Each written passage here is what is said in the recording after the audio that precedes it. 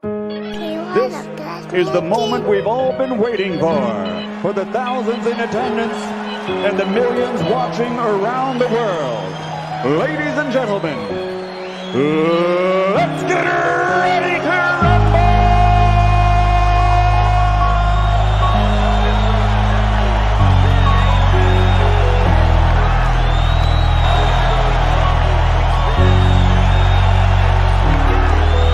All your feelings hurt when it get real. All of them fakes, so they ain't ready now. It be too hard, we getting lit, cause we speaking now. Fuck all the clowns, yeah, the ones who do it for the bite. All we going now. All your feelings hurt when it get real. All of them fakes, so they ain't ready now. It be too hard, we getting lit, cause we speaking now. Fuck all the clowns, yeah, the ones who do it for the bite. All we going now. Fuck your feelings. Big chest back in the building. Like Brady boy, I stay winning. Chef Curry, range extended. Splash. Fuck your feelings. Debate all day, that's business. Eat your ass, that's fitness. FYF got a hit list. Bitch, I'm the realest. Alpha male strong, that's illest. FYF gang, we will win this. Fuck the permission slip bitches. Ayy, yo. Fuck your feelings. FYF gang, be the realest. All your feelings hurt when it get real. All of them fakes, so they ain't ready now. It be too hard, we getting lit, cause we speaking now. Fuck all the clowns, yeah, the ones who do it for the bite. All we going now. All your feelings hurt when it get real. All of them fakes, so they ain't ready now. It be too hard, we getting lit, cause we speaking now. Fuck all the clowns, yeah, the ones who do it for the bite. All we going now. The paper chase, hurdles and relays, like a track meet. Drug fiends, bitches, foreign whips. Now that's my back street, stay humble. Be most hated is the consequence of success. Fast money always slows up. Gotta learn to invest. My flow, mastered. Money, I stacked it. Enemies, caskets to women. I'm attractive to my haters, outlast them. Passport stamped it. Can funny work on consignment. Come on, now that's a backflip. Principles you stand on. Wasted talent, sad song. Beach house 1.5, but the car dad said 260. God, obedience, Jesus, repentance. The marathon continues, and I'm strong to the finish. All your feelings hurt when it get real. All of them fakes, so they ain't ready now. It be too hard, we getting lit, cause we speaking now. Fuck all the clowns, yeah, the ones who do it for the bite. All we going now. All your feelings hurt when it get real. All of them fakes, so they ain't ready now. It be too hard, we getting lit, cause we speaking now. Fuck all the clowns, yeah, the ones who do it for the bite. All we going now. FYF, okay. No one measure, remember them 3 letters come with pressure. Okay. We be steppers, man, can't stop, won't let up. Real debates, the haters gon' hate. That's what makes it special, it come with level. Yeah, this shit get better, no cap, new era. We got ammunition for the opposition and plenty witness, killing competition. Catch us late night on the panel cooking, but don't be fooled. This ain't your mama's kitchen. They say they don't, but they watch and listen. Typing in the chat, you ain't got a lot to kick it. If you click the link, make sure you got permission. And don't forget, nigga, fuck your feelings. All your feelings hurt when it get real. All of them fakes, so they ain't ready now. It be too hard, we getting lit, cause we speaking now. Fuck all the clowns, yeah, the ones who do it for the bite. All we going now. All your feelings hurt when it get real. All of them fakes, so they ain't ready now. It be too hard, we getting lit, cause we speaking now. Fuck all the clowns, yeah, the ones who do it for the bite. All we going now. I know they ain't ready at all. I stay ready, time to ball. No referee, I got shots to call. Believe I'm the best, so I'm better than y'all. Fuck your feelings, you know that's law. Running it up, now we running it back. It's that full court pressure, don't cut no slack. Jamming to the max. Ooh, bank count still full of racks. For the competition, they done went missing. The champ is here, look how the ring glisten. It's honorable mention, don't ever forget it. It's FYF, don't care about the ticket. You know we with it, yeah. We gon' do whatever it takes. Fuck all the hate. FYF still going down. It's one of the greats. All your feelings hurt when it get real. All of them fakes, so they ain't ready now. It be too hard, we getting lit, cause we speaking now. Fuck all the clowns, yeah, the ones who do it for the bite. All we going now. All your feelings hurt when it get real.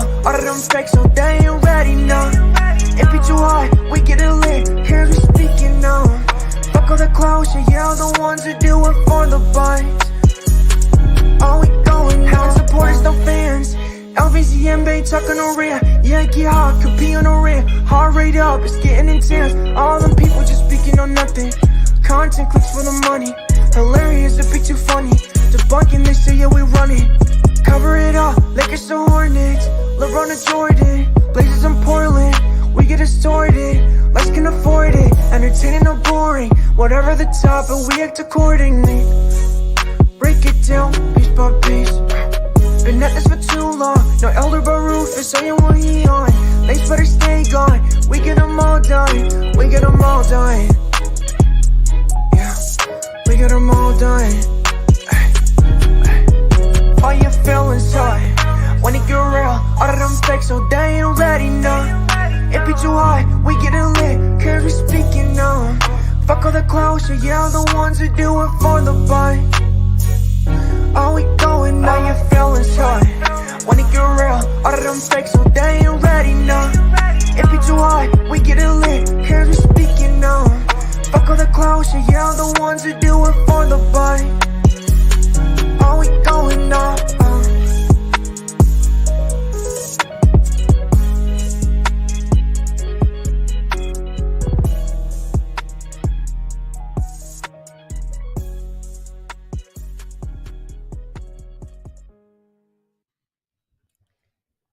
FYF Sportsman Lamont, we back, man. Appreciate y'all pulling up, man. We got another show for you guys, man. Appreciate you guys being here. Lakers and Denver Nuggets, man. A lot of stuff to talk about today. Lakers, Denver Nuggets. Obviously, we got to talk about the Miami Heat game. The Miami Heat, I mean, whenever it seemed like the odds are improbable for them to pull off a win, they find a way to get it done. Right. And we talk about some of the, I mean, obviously the Lakers have been one of the biggest stories of the playoffs. Their resurgence, starting the season off so bad. But why is nobody talking about the 8th seed in the East really dominating every top seed that they've come against? Right. There was no room to doubt who was the better team with the Milwaukee Bucks. They didn't even allow the Milwaukee Bucks breathing room to get back in that series. They completely dominated a Knicks team that beat a really good Cleveland Cavalier team. And then they start this series off where I look at the series. I'm looking at the talent on the Boston Celtic team, and I'm just saying to myself, man, that's just a ton of talent over there. How can this Miami Heat prevail? I mean, with guys like Max Strus out there defending, right, with old Kyle Lowry, you know, Gabriel Vincent. These are guys that are probably 7th or 8th men on most teams. Kevin Love looks like a complete shell of himself, but they finding ways to win games. And, you know, there's probably not a big enough conversation about Jimmy Butler. There's probably not a big enough conversation about Eric Spoelstra and just about their individual greatness in their just small roles within that team. Nobody's talking about that. And then we got tonight's game with the Lakers. Lakers in a pivotal game too. I feel like this is a must win for the Lakers. I've said before, I mean, being down in an 0-2 hole is tough because you really don't have any margin for error. They had a margin for error with the Golden State Warriors because they got up in that series. They got up 3-1. So there was a margin of error. Even just by going up and winning that first game, being 1-0, there's a margin for error where you can come back and there's not that much pressure on you when you get back to LA. So I think this is a pivotal game for the Lakers.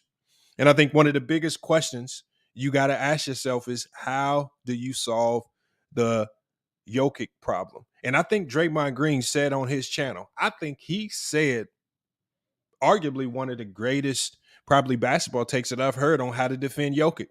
There's a stat out there that he said when Jokic has less than 7 assists per game, their win-loss record is horrible. When you stop him from facilitating, they cannot win games. And I'm talking about horrible. He said it's like night and day. But he says when you allow Jokic to get more than 7 assists per game, they're nearly unbeatable. I think that in and of itself just tells you where the weaknesses lie in this team. Obviously, we saw their defensive flaws. But you have to find a way to slow up Jokic. He controlled the offensive glass last game. Obviously, AD was going bucket for bucket with him, but when the others around Jokic are making those types of tough shots, Michael Porter Jr., Brown off the bench, KCP, I mean, even Jamal Murray, these guys were making tough shot after tough shot after tough shot. So I think my prediction today is solely based on, do I believe that this Denver Nugget team can consistently make these tough shots and win another game while also exposing some of their major defensive flaws? I don't believe so. I believe I got the Lakers winning this one. I got some keys that I want to go through before we even really start breaking down all this. I got some keys to the game that I want to touch on, man. Let's salute to the chat. Let me check out who we got in the chat, man. My homie Jayed, he said he was in the chat, man. So we definitely gonna be dropping the link, letting him pull up. Hopefully he's still in there. There you go. Hey, I see him in there, Jayed Martin. Yeah, like I said, I gotta explain this story. A lot of people don't know who Jayed is, and they should know who he is. But we're gonna talk about that when he comes up on the panel. Salute H-Town Black, Alexander, Kirk Royce, man. Appreciate y'all being in here. The numbers are going up. Like I said, my apologies. Salute to NBA Quick Takes. I haven't seen you here before. Make sure you pull up, man. I want to hear what your quick take is on this game. We got to hear about it. He said Jokic makes most passes before you can react to it. Yeah, but that means you got to lock in off-ball defense. Maybe you go into some type of zone where, and I don't know. I mean, but again, the Lakers did a very poor job of getting their bodies in front of cutters. I mean, I saw KCP cutting without being impeded multiple times into the middle of the lane. If you do that, and he can see you flash that quickly, of course. So when you see, like, how do you stop a great passer from hitting people? You stop the guys without the ball from cutting. And there are ways you can do that. That means you got to be more physical off ball. D'Angelo Russell proved to be unplayable, obviously, as he's an extreme defensive liability there. I mean, I wish there was something else I could say about his defense, but at the end of the day, he's unplayable. And we saw what Bruce Brown said. He said our offensive attack scheme was predicated around just attacking D'Angelo Russell every time we got the ball. He crosses his feet on defense. He doesn't know how to sit in the stance. He fouls too much. I mean, even Austin Reeves, until the end of the game, was looking like a liability out there. But at least Austin Reeves was given effort without fouling. I mean, we saw Michael Porter Jr., his confidence offensively goes up sky high when he sees Austin Reeves on him. He makes tough shots. He's not afraid. But it significantly declines when he has the Vandals and the Ruiz and those guys scouting him out or defending him. So, I mean, obviously there's going to be some adjustments that the Lakers have to make, but I think the Denver Nuggets have the majority of the adjustments to make because of how bad they got exposed towards the end of game one. They were the worst team in the NBA as far as rim protection. They were the worst team as far as rim protection in the regular season. I think the Lakers can exploit that as they started to exploit that in the second half of game one. And Denver's going to have some issues. And we also saw, and I was just talking about this on another platform with the Pope and with Hoop Jargon, but, they said that the Denver Nuggets shouldn't have went to that switching style defense. And it's just like, what do you want them to do? They can't fight over screens. We saw what Jamal Murray looked like when he was trying to fight over screens late game. He almost let Austin Reeves single-handedly win the game for the Lakers because he couldn't fight over screens. So what did they do? What adjustments did they make defensively? Do they bench Jamal Murray a little bit more? Do they play Bruce Brown a little bit more? All right. And when you put those smaller guards in, how do you compensate for the size of the Lakers? And we saw Jokic get fatigued. That fourth quarter, Jokic looked fatigued. And will fatigue be an issue for him this game if the Lakers find a way to consistently attack him early?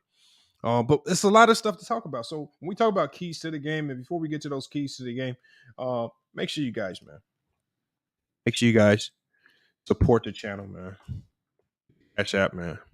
And let me go ahead and do this, man. Let me go ahead and drop the link. This link right now, I'm dropping it early. It's specifically for Jayed Martin. So Jayed, if you're in the chat, man, I'm dropping this link for you. I want you to come pull up, man. I want you to pull up so, man, we can talk about it. Hold on, let me get this in here for him. Please, man, when I drop the link, everybody don't go smashing the link. It's just for Jayed right now. If he's in the chat. If he's in the chat, hit the link, man, pull up. I got some questions for you, man, about this particular series, man. You always come with some unique takes. Salute Lee, man. I see you in the chat. right? Appreciate everybody, right? Appreciate everybody watching from the video embed. All right, we got that up, man. Make sure you guys go check us out on Newsbreak, where we embed our YouTube videos. Also, check us out on Reddit, where we embed our YouTube videos. I'm getting my notifications now. Both of those videos are up. So salute to everybody watching from Newsbreak. Salute to everybody watching from Reddit. And then salute to everybody watching from the Blogger embedded videos. I see you guys. Now, I see a lot of you guys watching from the embedded video. It's showing here in the chat over here. But make sure you come over to YouTube, smash the like, and then you can go back over there into those platforms and you can get back into those conversations in the panel over there. All right. So again, I appreciate you guys watching the embedded video on some of those other platforms. As you guys know, we're trying to span out and get into other platforms outside of YouTube. Like Newsbreak, obviously. Reddit, obviously, has been big for us, and Blogger. But you guys who are watching over there, I see like a 700 people on Reddit. You guys come over to YouTube, smash the like, and then you can go back over there. We need all the engagement we can. It's great for the channel, man. But appreciate you guys watching. Let me go ahead and get Jayed in the stream, man. Salute, man. Jayed, man. What's good, man? It's been a minute since you've been on the platform, but now that you're here, man, what are your thoughts on this series, man? Hey man, what's up? What's up, everybody? My thoughts on this series is actually kind of interesting. I really was thinking, I was surprised they didn't start Vando because Jamal Murray's a bigger guard, and Schroeder can't do nothing with him. No disrespect. Schroeder can really play defense. He's really better on more nimble guards, more finesseful guards, but Jamal Murray's just having his way because he can get to his spot, bump him, do his little step backs. I really thought Jared Vanderbilt would actually get a lot more playing time than he did. And when he did get to play, you saw an uptick in just the defensive efficiency. He was actually helping on the boards and he was helping. It's going to be harder when they switch. It's going to be a lot harder for Jokic to score. I'm not saying Jokic won't score on Jared Vanderbilt, but he'll make it more difficult than Dennis Schroeder will. So I thought that was very interesting, and that's something that I'm going to be looking forward to seeing in this game. As far as Denver, I agree with you. They have a lot they are more scared than the Lakers are. I think the Lakers figured out things that were working, especially in the pick and roll game. Even D'Lo kind of found a little bit in the third quarter, even though he didn't get to play much more. Austin Reeves is about to have his way. Bron already knows what he can do. And Anthony Davis got all the confidence because Jokic really can't guard him. And like you were saying, he started to tire down because he had to play defense. He actually had to move on defense this time around. They start to move the ball from side to side. And it just, it changed the game. So I think Denver, they tried to play that same defense that they played against the Suns, which was basically kind of have everybody sag in the paint, protect the paint, and kind of zone up a little bit. Like it was very interesting, but it's not going to work the same way as against the Lakers. So it's about to be a very interesting game too. And I think the Lakers are just kind of their experience. I mean, you got LeBron, one of the greatest minds out there. He's definitely figured them out and what they want to do and what they want to go after. Last point, I don't think they can play Rui on Jokic too much, but with AD helping on the side, we'll see how that goes. That's just my biggest thing that I want to look at. But yeah. Yeah, I mean, I kind of feel the same way. I think the Denver Nuggets have I don't want to say. I just think they have more to hide. They have more flaws that they need to figure out how to hide really fast before the Lakers start to figure it out. When you look at some of their flaws, rim protection. LeBron, even at his advanced age, got to the rim whenever he wanted. If the other players also start to figure this out as well, it's going to be big time problems for the Denver Nuggets. And now they're going to have to try to speed the game up and stay in a track meet, just to keep up with the scoring of the Lakers. And I want to talk about, and SB, I'm about to pull you up real quick in 1 second. I want to talk about the Lakers played bad offensively to start the game. They put themselves in a hole. I don't believe it was good Nuggets defense. A lot of people are trying to say it was good Nuggets defense that put them in the hole, and I think it was just bad Laker offense. I don't think the Nuggets were doing anything special. Jokic did have some good defensive possessions on AD, but I don't think it was consistent efforts. I mean, AD really got whatever he wanted. Obviously, the scoring outburst that he had, and LeBron as well. I think the others, man. I think the others for the Lakers tonight is going to be really big. And I agree with you, Jayet, when you say that. I agree when you say that they shouldn't have started so small. I went into this series saying they should have started Rui Hachimura or Vanderbilt, and you should play AD off ball and just let him be a roamer in the paint and force them to try to spread the floor. Force guys like Aaron Gordon, who's not comfortable shooting a ton of threes, force him into deciding if he shoots 7 threes tonight or if he allows AD to stay in that paint and rim protect. So, I mean, they got some decisions to make. But SB, what's good, man? What you got on this series? What's going on? Hey, I ain't echoing because I'm in the car, man. Nah, you good. You good. Okay. It was a solid first game. I think like Darvin Ham started off with that small ball lineup wasn't really a good idea because the Nuggets does have size, and it's like if his idea was to like, yeah, I'm gonna start small to play fast, that was the wrong idea because the Nuggets can still play fast with their size with Jokic pushing the break. I like the adjustment that they made in the second half. I disagree with starting Rui only because yes, it's beneficial for the team, but then it's like who going to score off the bench consistently. So I would just start Vando for the defense. Yes, you got to live with his offensive woes, but his defensive prowess for this series would be more beneficial. And then you bring Rui off that bench to be your consistent bench scorer because if you take Rui off the bench, I can't see nobody else giving you 16 points off the bench. And that's the only problem. But Rui, so I think Rui should get more minutes, but I don't think he should start. And also, I like that you brought up the Kendrick Perkins thing. I didn't know he even not Kendrick Perkins, Draymond Green. I didn't even know he even said that because Jokic is the first player, and if I'm wrong, correct me on it. He the first player where it's like it don't benefit you to double team him. It really don't. Like yeah, you could do what they did at the end with Rui guarding him, and then AD can roam and blitz him, but like to just double team him because he can make every pass possible, and it's like it really is ridiculous. So I would rather just like. With AD being the juggernaut on the other side of the court against him, I'd rather have Jokic be a scorer than a playmaker. So I just deal with Jokic trying to drop 50 on Anthony Davis, and let's see how we live instead of him giving you 35, 14, and 15 because them 14 assists, and you get those other guys going and get confidence. Now they playing harder on defense. Now they making tougher shots that we seen Jamal Murray, even Jokic make a tough shot. But for what else I seen though, the Lakers just got to be poised defensively. AD need to do his thing, and I think they'll be fine. Honestly. Yeah, I got it. Yeah, I hear it, Jayet. Now look, I want to continue out. I want to continue out on this Laker thing, but I do want it. While I just have you two on the panel before we start letting other people up, I want to revert back. Let's talk about the game last night: Miami Heat, Boston Celtics. Jayet, man, are the Miami Heat just that good? Like, are we just? Have we just been? The truth. What's going on? I've been, trying to hate on the Miami Heat so much, but I'm a basketball player, so I really understand why they win. They get first things first. I mean, we all love offense, but everybody knows if you can get stops, you will always keep the game close.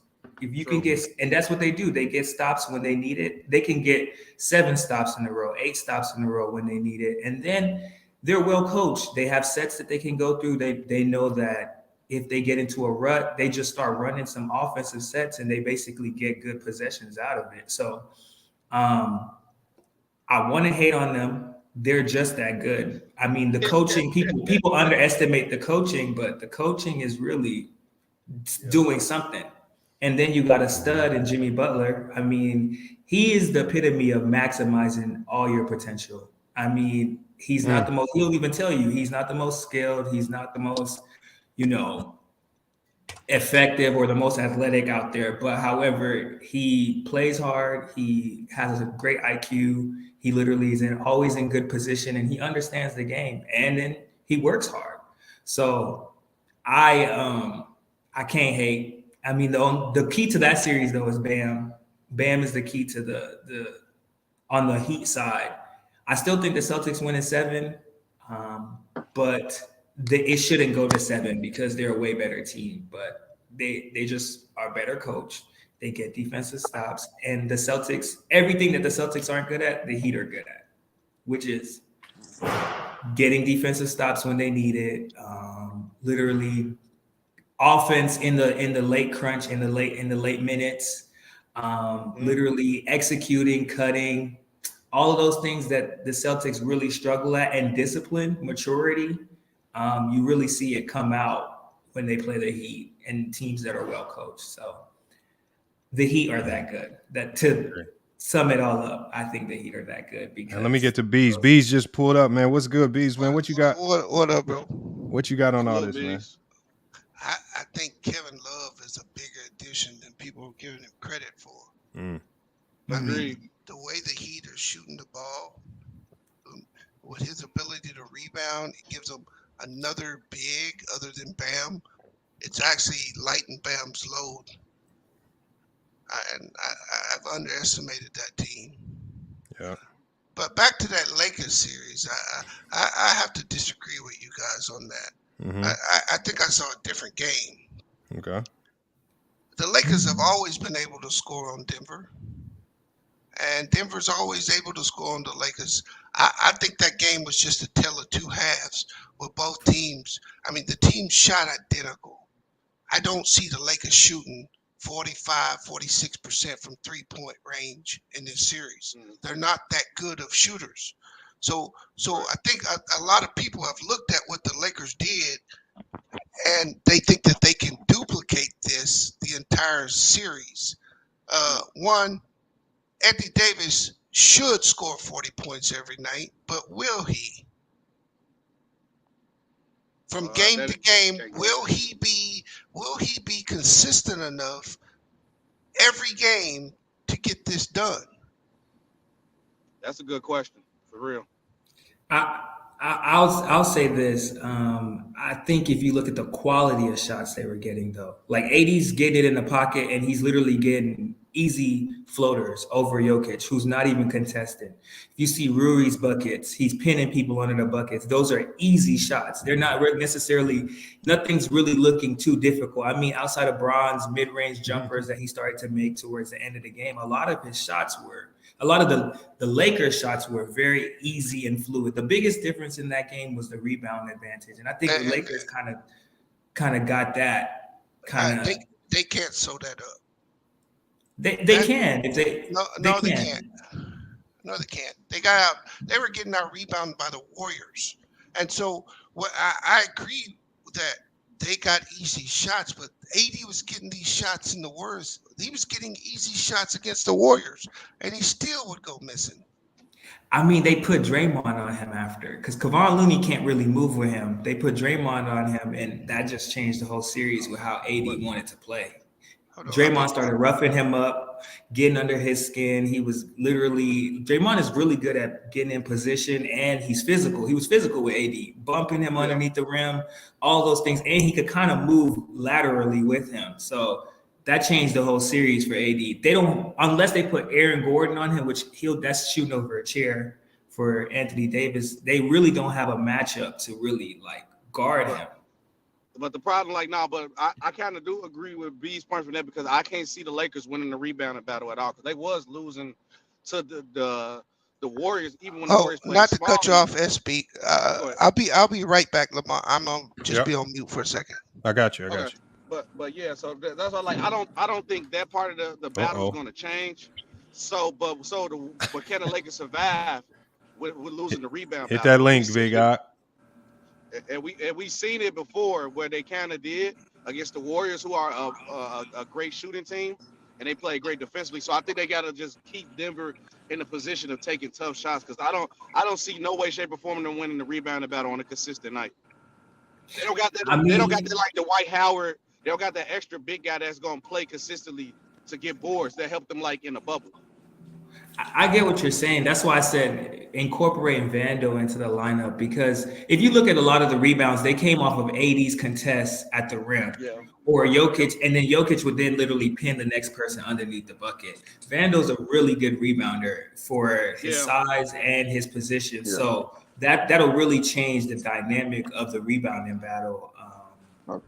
And Rui's also a really good rebounder. So I think if they stayed big, they really played into Denver's hand by going small. Like Yeah, I would say Jay. everybody Like, on everybody on that sorry, court Jay. is 6'4" and over. We're playing Yeah, 6'3", 6'4s, and then LeBron 6'9", and then 86, 6'11", 7 foot. Hey, Jay, let me ask you one question. 'Cause I know everybody else want to get in, but I don't. Oh yeah. I don't think they can afford to play small against Denver at all. What you think? I think they can't play small at all. No. Oh no, they can't. That's why I said, because you think about it, especially even in the point guard matchup, they can't play those small guards because Mm-hmm. Jamal Murray's really a big guard. He's really a two. He's really a natural scorer. Like if you watch him play at Yeah. Kentucky and everything like that. So he, Mm-hmm. if you put Dennis Schroeder on him, he's just gonna literally get his body into him, get to his spot, and if you watch a clip probably like 2 weeks ago, he said, I grew up in the post. He's very Yep. comfortable. We ain't even seen that bag yet, where he'd go and take the little guards down into the post. You saw him getting those turnaround jumpers on whoever he wanted, really and truly. Whether whoever got the switch, whether it was Austin Reeves, whether it was Lonnie Walker, they tried to put Lonnie on him. He was having his way with Lonnie. So I think they really can't afford. I agree with you. They can't afford to go small at all, like in this series, unless it's against the bench. Yep. If it's the bench, they can do that. But if it's they're playing the starters, you can't, because then you also see Michael Porter Jr. shooting over chairs. Like he made Austin Reeves look like that was a chair drill in the corner. Hey, y'all. And just before we go a little bit further into this, let me just say something, y'all. See, Jayad, the guy who was just talking, man, that's the other guy in the photo, man. This is the guy that was supposed to be here in the beginning, man. Obviously, he had other endeavors. The man's trying to get into med school, man. He's trying to become a doctor, so obviously his time was he couldn't allocate the time to do it. But I left him on because I knew he'd eventually be back one of these days, man. So we had to leave him in there.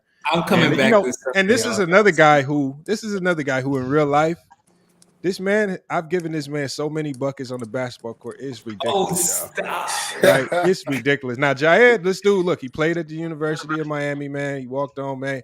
He had a really good basketball career, but this is the youngin right here, man. I taught him everything he knows on the court, man, about the game of basketball. Jayed, when you want to talk about them beat downs me and Penny would give you, man, or If Lamont taught you that, I know you can't play defense for a living. Oh no! Don't listen to Lamont.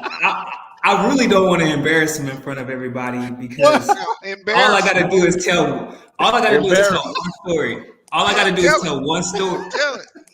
All right. Hey, y'all, be mindful that he only has one story. No. This story is all I ever need to tell. It's all I ever need to tell. You have one. I have years worth of stories. Oh no. We got drills where I done dropped you, made you fall, but we're not gonna do that. I'm just gonna tell this one story. So Lamont was leaving, right? He was going to Arizona, right? So I told him, you will not score a bucket today, and you're gonna get every bucket that I have. Like everything is on you. We played 6 games. Lamont did not score a bucket. I promise you. Wow. He did not score a bucket. 6 games. And I'm talking about pickup, but I'm not gonna lie, I was going a little hard. I made him be like Devin Booker. Dang, man, you playing hard, D. It's pickup. Like, why you playing hard? He started to leave the gym, bro. He left there sad. I was like, I felt bad, but I was like, this your last day. Because he loved talking shit. So Jay, you turned Lamont into a podcaster. Then he stopped hooping because of you. Exactly. Damn, bro. Start hooping and collecting J's. Hold on. Well, like I said, man, I can't really tell this story until I bring other homie up. He played at Purdue, man. Penny. So then I'll have somebody to co-sign all the beatdowns. So I got a question, Lamont. Yeah. Did you not score in 6 games? That's not true. Yeah, I definitely scored. He didn't score. No, hold on. I'll give you. Hold on. No, I'll be honest. Gotta address that. I didn't. That specific day, I didn't score on him. He won that day. But the story of me and Jayed's battles. Look, Jayed's really good. So, but Jayed has ego. He likes to get on teams where he's the guy. And And he likes to get on teams where he's the guy so he can get all the buckets. So me and my homie Penny would punish him. We would double him. We would trap him. And you know, I would definitely take advantage of his defensive IQ, man. I really had my way with him on offense. I could really score whenever I wanted, especially from the 3-point line. But no, not true. I don't want to get away. I don't want to get away from. I gotta bring Penny up here? You have to. You got to bring Penny because Penny just needs like to just like I was honest about the day you get, but during those summers where you would try to have them team full of scrubs and you thought you could beat me and Penny, we would dominate multiple. I won't lie. They would have. It was a summer where I was getting beat because I did have an ego. You know, I wanted to carry the team by myself. You know, and Lamar would just trap me. He would do all of those things. And then he would torch. And then I'm not going to lie. I wasn't disrespectful to Lamont, but I was like, I would put somebody on him that I think could chase him off the line. And he would torch them. I won't lie. Okay. But hey, I got a question for you, Jair. Yeah. So do you think from that the game we saw in game 1 between the Lakers and Denver is that both teams can play against each other? Is the best? You think both teams played their best game? No. I think Denver played a great first half. And but Denver they've been known to like let teams back in games. I don't know if y'all watch any of the Timberwolves series or any of the previous series, they're not a very good third quarter team. So I think Denver played up to standard, just how they usually play. It wasn't their best game. And the Lakers. Hey, Lamar, let me back up. I'm switching to my laptop. I got you.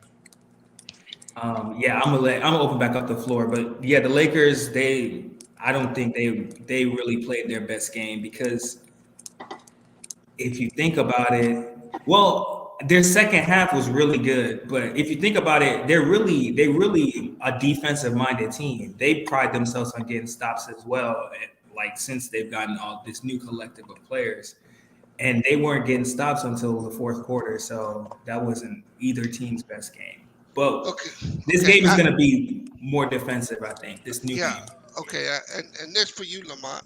Mm-hmm. I'm trying to decide whether Joker got winded because of the Lakers in the second half, or was it because of all those rebounds and all the effort he put out in the first half?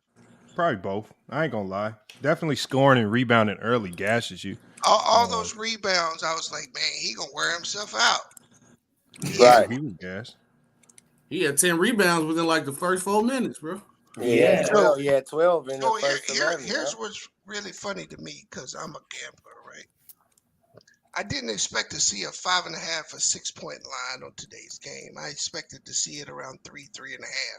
Mm-hmm. Facts. What it isn't that kind of gives me pause. I know you gamble. Now, what say? You was breaking up a little bit. OG. Take the over on any stats. I said I expected to see like a 3.5 point spread today, not a 5.5 or 6. So Denver's favorite? Yes. Yeah, Denver's favorite. That's Vegas juice in the line. I don't think they so. trying to get the. I don't think they juicing it. They're gonna take the bite on Denver, and I just don't see. Lamont, they were 6 in game 1. Salute to Flex Sweat, man. Flex Sweat, we got to get you up here. See, Flex Sweat, he's a trainer, but he also be talking basketball too. Flex Sweat, you got to hit that link and pull up, man. So what? It's the exact. It's essentially the same line as game 1. Mm-hmm. It was 6 points in game 1. I expected it to come down. It's at 5.5 right now. Yeah, but if they lower the line too much, then that's gonna have everybody betting with the Lakers, which that would probably be the winning bet tonight. Mm-hmm. I don't know, bro. I don't know about that. Well, I'll say this. I think game Salute, 2. fellas. Salute. Salute. Hold on. My bad, Jay. My bad, Jay. Let me get. I just want to make sure everybody get their take in because there's a lot of people waiting. Let me get. No, y'all. No, y'all go ahead. I've been Yeah, listening to y'all. I got my I'm daughter in the listening. background, so y'all go ahead. I'm saying let me get to the Pope because I just chopping it up with him about it, and we got to get to Bob. Big Eye. I've been waiting. Hey, hold up. Y'all niggas ain't got no muscle. Stop that flex. Still old man. I'll put you in the headlock. What's good? Y'all was good. Now, Jayed, check this out, Jayed. You see Big Eye right here. Now, if he were to ever come to Phoenix, I'm making sure I get you a immediate flight to Phoenix, man. Because like I said, I told him, I said, when I put my teams together, Jayed knows this. I don't care about stacking the team. I'm going to put together the best 6 to 8 guys I can find, and we're going to stack up. You're going to have to figure out how to beat us, man. Jay, how many I'm talking about, that's what we do. Now, one thing, I will stack my team, and I have no problem with it. I got a squad, and we all very familiar with Phoenix, so that's not a problem. I like that, yeah. That's not a problem at all. I needed to record it too. Yeah, definitely. I got my squad. We could live stream it, do whatever. Ooh. Oh no, Lamont GM of the year, man. I will give him that. He definitely gonna have some hitters out there. Yeah, that's what's up. He gonna be hitting up. He gonna be bringing boys out of retirement who led college in all scoring that you never heard about. D3 scorer of the year, average 55. You be like, where'd he find this dude at? He gonna be like, yeah, bro. He followed the channel, bro. That's not a problem. I hope you do. I hope you do bring some cats out of the time. Hey, but let me get to the Pope, man. Pope, man, give us your thoughts, man. Let us know why, because for some reason, a lot of people got Denver winning this series easily, and then also winning this game, man. What are your thoughts on the game, man? I do well. I mean, I'm one of them too, man. It's like this. To me, the Denver Nuggets is just a much better team than the Lakers. They got the Lakers' main guy. He's a roller coaster. He up and down too much. AD, and then the other guy who's the main guy, he's 38. And I know a lot of people don't want to, say, hey, LeBron looking old. He looking old out there. He ain't that same guy he used to be to give you that strong 30, damn near triple-double type of situation. And then the other guys is good. Austin Reeves, Hachimura, they good. D'Angelo Russell's another roller coaster, up and down. Can't trust them. The Denver Nuggets, man, look, Michael Porter Jr. didn't even have a good game last game. Aaron Gordon didn't have his type of game he usually have neither. And I don't expect them to have bad games like that in this one. I thought the Denver Nuggets had the game going away handily, like easily, until they start switching. Until they start switching everything, which they didn't do that until the second half, which I just didn't understand it. And they allowed the Lakers to then have, Jamal Murray on LeBron James, and he took advantage of him in the post. And when they decided to help, they waited too long till he was deep in the paint to try to bring somebody to help, and then LeBron got the wide open shooters. Another reason why the Lakers shot such a good percentage. And they start getting in rhythm because of that. Like they had open guys everywhere, or LeBron James one-on-one at the rim with Jamal Murray behind you. And so I didn't understand it. I know Mike Malone ain't that stupid, but he continued to allow it to happen all the way to the bitter end. So I'm confused on why they let that happen, and hopefully they don't do that again, seeing that that's how the Lakers got back in the game. And if they just continue to play the brand of basketball they was playing in the first half, take that same strategy into the second half, they win that game handily, man. They would have blown the Lakers out the doors like they was doing off the top until they start switching. All right, let me give a shout out real quick to Edward in the Cash App, man. Salute, man. And then let me give a shout out to Lakers in 5. And he said, tell these clowns to stop capping and hating. And I'm assuming he's talking about capping and hating on the Lakers and LeBron James. Hey, YF Sports. Yo, what's good? How you doing, my brother? How's the family doing? Man, we doing solid, man. How you been? I'm doing all right. I just wanted to take myself off mute because my man said that my man that was just talking when he was saying he feel that the Nuggets was gonna win because they're the better team. the question I want to ask him personally is, how do you feel that that the Nuggets is a better team when we've heard that with the other guy that we just sent out the door already? So explain to me, how do you think that Denver is a better team when they're gonna lose this series and then he's gonna be right back up in here saying something totally different? Well, to me, the Nuggets are a better team just all from top to bottom. Look at the squad. That's what I'm saying, but that's the same thing we heard about the Warriors. So what I'm saying is, once the Denver Nuggets get sent home, what will be are they still gonna be the better team? Well, see, I don't know who said the Warriors was a better team. That's just asinine to me, because the Warriors proved all season long they wasn't the same team as prior years. I understand that. Go ahead. Yeah. So, I mean, you can say, and in the matchup, the Warriors is itty bitty. If you even look, it looks so different.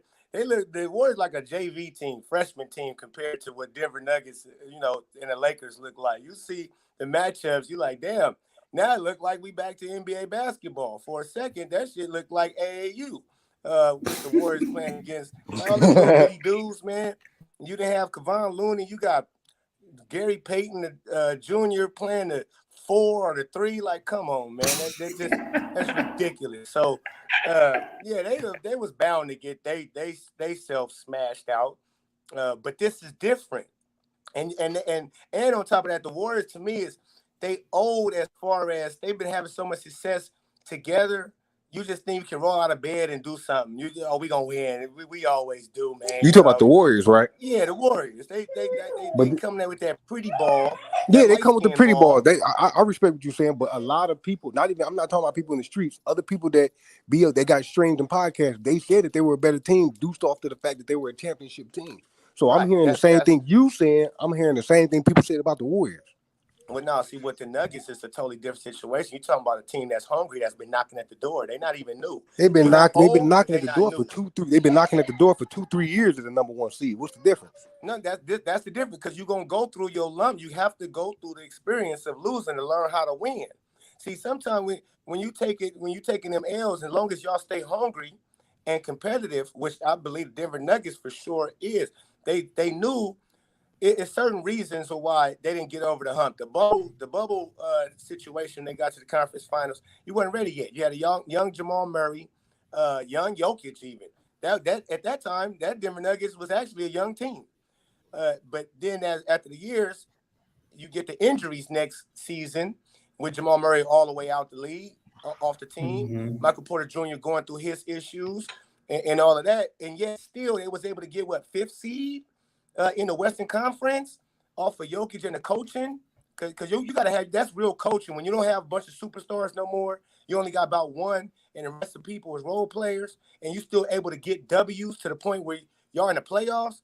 That's coaching. That Ty Lue type of stuff. Y'all don't need a bunch of superstars. I have my guys ready to play. Okay, so where does the experience come in handy at? So now you got experience with guys that like, okay, we know what it's gonna take. We didn't suffered our L's in the playoffs before, and now we got our pieces together. That feels real good to have your pieces all back together. Right. So with the experience that you were speaking about, my brother, the experience on both ends, who has the upper hand of walking away with the experience? Who has the upper hand to win this series? The Denver Nuggets. Reason I'm gonna say that, I know what you're saying. You're saying experience. See, LeBron James too much experience. So you just said that Denver Nuggets got experience, which is I respect, because I've been watching them throughout the years in the NBA. But then you just said LeBron got too much experience. So what I'm talking about is he older now to the point where I ain't say that. I know he's older. He's damn near the same age as a bus driver. So what I'm saying, right. That's so I'm like, when I'm saying too much, like they at their peak, the Nuggets. They at the experience where they all in their prime type of stuff. And now Jamal Murray just got all his confidence back, knowing that, okay, I'm cool now. I didn't got through a whole regular season. Now he's raised his point average from 20 points to 20, damn near 7 points, because that confidence is back. I am that guy again. And so, and that's for the Lakers, that's scary for him to be turning that leaf over right now. Like I'm that dude, even though he was doing that all playoffs. But it just seems he seems to be getting more comfortable and confident in that he's that guy again. And that's you talking about Jokic, right? No, I'm talking about Jamal Murray. Okay, go ahead. I'm listening to Jamal. I'm listening. Go ahead. All right, hold on 1 second. Let me get to NBA quick takes, and then I got to get to my man Flex Sweat, man, and we got I've to been get waiting to for quite a bit, bro. I ain't gonna lie. who's that? Oh, my bad, CA3. CA3, man. Salute CA3, man. You What's so going on? quiet up here. I be forgetting you there sometimes. Salute to CA3, man. What you got Yeah. on this, man? Personally, I think what the Lakers should do differently. I think they should start Schroeder, um, LeBron, AD, and Rui. Mm-hmm. And I think you need to have D'Lo on the bench because you don't want you don't want the defensive liability on starting the game, and you want him to be the scoring option off the bench. And I'd rather have Vandal on the bench because I'd rather have him as in kind of the backup big spot when AD goes to the bench after the first quarter because I rather have him in my front court than LeBron and Rui in my front court. I'd rather just have him as my backup when AD is off the floor, and just have Rui to start the game to give you more scoring and give you a bigger body to put on MPJ or let's say Aaron Gordon. I think that would be a smarter move. And I rather start Dennis Schroeder because he's a way better point of attack defender than D'Lo is. I agree. The thing is, the thing I think the Lakers should do. Um, I think what they were doing in the second half was, I think it was good offensively. Um, definitely the Rui on Jokic thing probably won't work. I'm sure the Nuggets will figure out what to do with that. Even MPJ said we already have a plan for that if they come out with that. So I'm assuming that hopefully the Lakers make an adjustment and don't do that. And I think really what lost the Lakers game was just starting small. Simply as that. They started off so slow that it was hard to come back. They had a great second half. I mean, they scored 72 points in the second half, and ironically, Denver scored 72 points in the first half as well. But it's hard to overcome such a bad start. Um, but I think, but when I look at the game, both teams really had great shooting nights that they probably will not replicate. Um, but if I had to put my money on it, I would expect the Lakers defense to be better. And they would still be able to get the great paint looks that they got in the first game. So I feel that the Lakers have the slight advantage moving forward, and that the Nuggets definitely have more things to look at. Um, but I do think, but also the Lakers, they really what really killed them in the first half. I think that really took the game away from them was just they were getting killed in the glass. Like you can't get killed in the glass the way they were in the first, especially in the first quarter, and expect to win the game. So I think they need to show that up. And if they don't get killed in the glass, and they also can't allow Austin Reeves to be running around with Michael Porter Jr. is just a recipe for failure. I think you need to have either LeBron or Rui on him, chasing him. And I think if they can do that, I think they should win the game. I think they should win game 2. All right, let me get to Big Op. Big Op, man. What you got, man, on this series, man? I don't got too much to say. I just don't believe that the Lakers. I think they're outmatched against the Nuggets. I think they're going to be outcoached the whole series, and I think that their top three. I'm not necessarily saying that their top three is better than the Lakers' top three, but they're more equipped to carry. That's where I think Jokic is more equipped to carry his squad as opposed to Anthony Davis. I don't think LeBron still has that gear to where he can carry his squad through this type of series. I also think Michael Porter Jr., especially if he's being guarded by Austin Reeves, I think that's just a mismatch all the way around. The adjustment that Coach Coach Ham made last game, I think the Nuggets are ready for that now. Jokic is able to pass out of any double team. If they try to have Anthony Davis roaming, I still think he can pick that apart. And the idea of letting him just abuse Rui Hachimura and thinking that they can just shut everybody else down, I think that's a nonsense move. I don't think that works in their favor at all.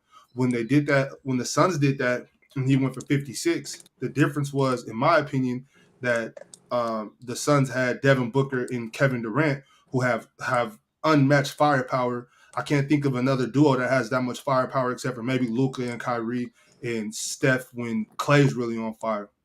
So I don't think the Lakers have the luxury to allow Jokic to go for 40-something, 50-something points, because that's what's going to happen if Rui Hachimura guards him for a whole game. He's going to abuse Rui over the top any way he wants to. Cook him. So I just think they're outmatched. You know, it's not a knock to the Lakers. It's more so just bigging up the Nuggets. I think they're a much better team than we give them credit for. Talk. But Kevin Durant and them ain't been the same for a while, so I don't see why people keep saying talking about Devin Booker and Kevin. Durant ain't even been the same for a long time. He not the same. I'm not saying he's the same Kevin Durant. If he was the same Kevin Durant, they would have won a series. The Sun, you know what I'm saying? Yeah, the Suns would be here instead of the Nuggets. Absolutely, but absolutely. Be that as it may, Kevin Durant still has a lot of firepower. He was still filling it up. For sure. And what Devin Booker was doing, I mean, we all saw that. I haven't seen something like that in a while. So I'm not knocking the Lakers. I'm just more so bigging up the Nuggets. Oh no, I couldn't even tell if that was you, Big Ox. Salute to you. I'll be seeing you on the Players' Choice. I couldn't tell if that was you or not. Salute, brother. Oh yeah, that's what's up. What's up, bro? Yeah, that's Big Ox from Players' Choice. Yeah, can I get one in? On yeah, that? go ahead. NBA quick takes, man. What you got on this? Then I got to get to Flex Sport right after you.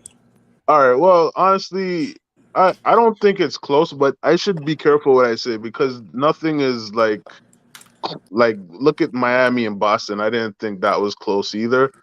But the difference with Denver, I think they just got a lot more options. You know, they can do a lot more things. They could make a lot more adjustments than the Lakers can, just based on how their roster is set up and Jokic. So to me, I'd say like 5 or 6 games. But I think it heavily favors for Denver. Like the way Denver played the first half, I think you'd see more of that in the series. What kind of adjustments can Denver make? What kind of adjustments you talking about? Can you give me a couple, bro? They could do a lot more with the roster. They could let's say if they wanted to start Bruce Bowen and maybe move a guy, just depending on what the Lakers do. Like if the Lakers do something to win one game, they could do a lot more. They have a lot more adjustments that they could make to a lot more. I'm asking you then, man. What are a lot more adjustments? Did you say bring Bruce Bowen at retirement? Is that what I heard? I didn't catch that. Bruce Bowen. No, sorry. What's my guy? You heard that too, Bruce Brown. Bruce Brown, man. Bruce Brown. Oh, Bruce Brown. All good. So they're gonna change their starting lineup. The number 1 seed in the Western Conference. That's a move. No, I'm saying if the Lakers can get a win, they could adjust. They could make more adjustments to whatever the Lakers do. Ooh, in my opinion, that sounds like panic mode adjustments. Is that what y'all basically saying? Y'all basically talking like these. Y'all basically talking like Denver just gonna win every game. Like that's y'all is ridiculous. They'll lose more one. adjustments. Can you give me more than bring Bruce Brown off the bench though? Can you give me more in-game adjustments? What can they do? Change their offense? What can they do more than their offense? Change the defense. What can they do on the defensive end of the side of the ball? Yeah, they did blow a 20-point lead. Like they're gonna have to. Like they ain't talking about that. They just talking about them guys. Hey, Lamont, let me go into that real quick. Let's go into it. Yeah, hold on. Yeah, hold on. Flex Sweat. Let me get straight to Flex Sweat, and then I'm gonna go right back to you. NBA quick take. Hey, FYF, real quick. I'm sorry. I'm not trying to interrupt. I do got to run though. I got to take my son to jiu-jitsu. Hey, before I go to FYF, I guess Ron was listening to this too. He heard what you said about a squad in Phoenix. He wanted to know if you can get your squad to Indianapolis in early August. We doing a little PC thing, so we can do a PC. That's my home. Hold on. That's the most lethal place you can go. Jaed lives in Indianapolis. My homies. Oh yeah. My God squad is in Indianapolis. Why would he go? Why would he set something up in Indianapolis? That's where Shaq gonna be in the summer. So we trying to do a PC versus FYF. They probably want to put this somewhere other than Indy because that's where I'm from. My God, we want all the smoke, FYF. We praying. I'm just saying this. All right, let's do it. Y'all not coming to Napa. Hit me up. Giant, they gonna come to Napa and just take the crown from us. How they gonna stop it? Come on. While I'm on the way to take my son to jiu-jitsu, I'm gonna call Ron and tell him it's on. Let him. Oh, Indianapolis. Yeah, that's my stomping ground. You know what I'm saying? For sure. Oh man. Okay. I appreciate you letting me jump on. Bob. I'm gonna put my number in the private chat for you. Okay, for sure. I'll take it down. I'm gonna holler at you. I appreciate y'all. Yep. All right, man. All right, let me get to Flex Sweat, man. Flex Sweat, man. Go ahead, man. Break down your thoughts on this series, man. All right, let's get ready. Let's get right into it. So first off, let me be transparent. Mhm. I'm an objective Laker fan. So I'm a Laker fan, but I'm objective. So if we're fucking up, I can admit it. If another team's doing well, I can admit it. So first off, give the Nuggets they damn credit. Played a hell of a first half. Want to be clear on that. First half, incredible. Second half, it could be argued who's the real Nuggets team. Are they the first half Nuggets or are they the second half Nuggets? Now, as far as the whole topic about the rebounding, Lakers got out rebounded because they played that dumbass 3-guard lineup. That's why they got out rebounded. They made the adjustment second half. Now, at the end of the day, Denver still won the game. Okay? Let's be clear on that. But if you're the Lakers, you're feeling pretty damn good about that second half because you dominated that second half. And I don't have the stats on hand, but I'm sure you guys can look up the stats. Lakers dominated that second half. I think they scored like 72 points second half. Yeah, Somebody might have to fact check me on that. Yep. So, but here's the thing. At the end of the day, Denver just took care of business. Nothing fancy. They won their first home game. They got to protect home court tonight. If they win, I wouldn't be surprised. Then Lakers have to go home, protect their 2. But if they want to beat Denver, they have to win at least one on the road. So if I sum everything up, Denver played great, but everyone thinking that this series is over and Denver got this in the bag, I disagree. I'm out. There's something really wrong with these dudes. Like they really do. Like I ain't gonna even call them delusional. But go ahead. Well, okay. So look, I want to just say this real quick, man. Why? I don't know why people expect when people like they blew a 21-point lead. No, they won the game. They didn't blow nothing. Yeah, the lead. This is the Western Conference finale. So ain't no teams chumps. And you're talking about AD, LeBron James led Lakers. Going against. So if you what do you expect the Denver Nuggets to just go up 40, continue to play a supreme? The basketball game is up and down. It's a game of runs, especially when you got 2 heavy hitters. So even if you can a team go up 20, if the Lakers go up 20, what do you expect? The Lakers to just keep going up 30, 40, 50? No, it's going to be a game of runs. And we saw it against the Suns, and we saw the Sixers get blown out. So it definitely happens. Yeah, but look, the Suns, look at what you just said. Look at the 2 teams you just named. The Suns got 2 niggas on the squad. 2. That's it. But I'm talking about elimination games. You know, it games don't where matter, you bro. get When you only out. got 2 players on your team that can get active, you might get blown out the waters. When you got a 76ers, a James Harden who's always a no-show. And then you just got 1 player in Embiid who ended up being a no-show in that game too. What you think? This is LeBron James, AD, and the Lakers. They not James Harden and Embiid or Kevin Durant who's trying to figure out this new team that only got Devin Booker on it now.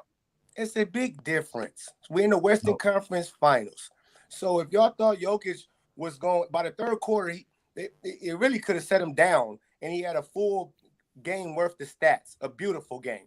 How many players do we see have a superb 1 quarter, 2 quarter, 3 quarter, and a 4 quarter? Not really, never. You don't never see a person play a superb, just perfect game. So it wasn't. They're gonna have their time where I only scored maybe 2-3 points, but I already dropped 30. So obviously did enough. But if you look at in the beginning of the game, that's when both teams is super fresh. Both teams is coming off whatever game plans they had going into the game, and you see the Denver Nuggets just wash the Lakers. So when you got to scrape and crawl back into a game, because now you on your what? You pressed. You got to play balls out. You're back against the wall. You have nothing to lose. You got to play balls out. So if you're a good team, you can scrap back in the game and catch them sleeping at times. Because when you get up 20, you start getting comfortable and actually start doing uncharacteristic things that got you there in the first place. So let's put it in proper perspective. The Denver Nuggets really washed the Lakers.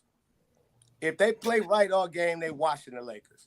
I'm gonna say this. What? Oh, I disagree with that. I completely disagree with that at all. The only thing. But y'all gonna come in these streams and talk different when them niggas lose the whole series. Like, I'm not understanding that. Yeah, they're gonna come with the free throws excuses. They're gonna come with all the excuses in the book. We know what time it is. I don't wait. Hold on, young Africa. I don't care if it's the free throws. I don't care if they shooting dice at the game. When the Denver Nuggets lose, they'll come in here talking that ain't BS when they lose. But since they won the game, they're gonna come in here and say, I think the Denver should be the better team. I heard Mookie say the Golden State Warriors was the better team. All that. Nothing but narrative. Like, no disrespect to y'all, but y'all is crazy as shit. Hold on. Let me let Bees go. Go ahead, Bees. So this is why I got to push back again. We obviously saw the game. We saw the Lakers outperform the Nuggets in the second half. We saw them make more of an impact defensively in the second half. But they still gave up 60 points. This is not a series where you're going to see the Lakers do.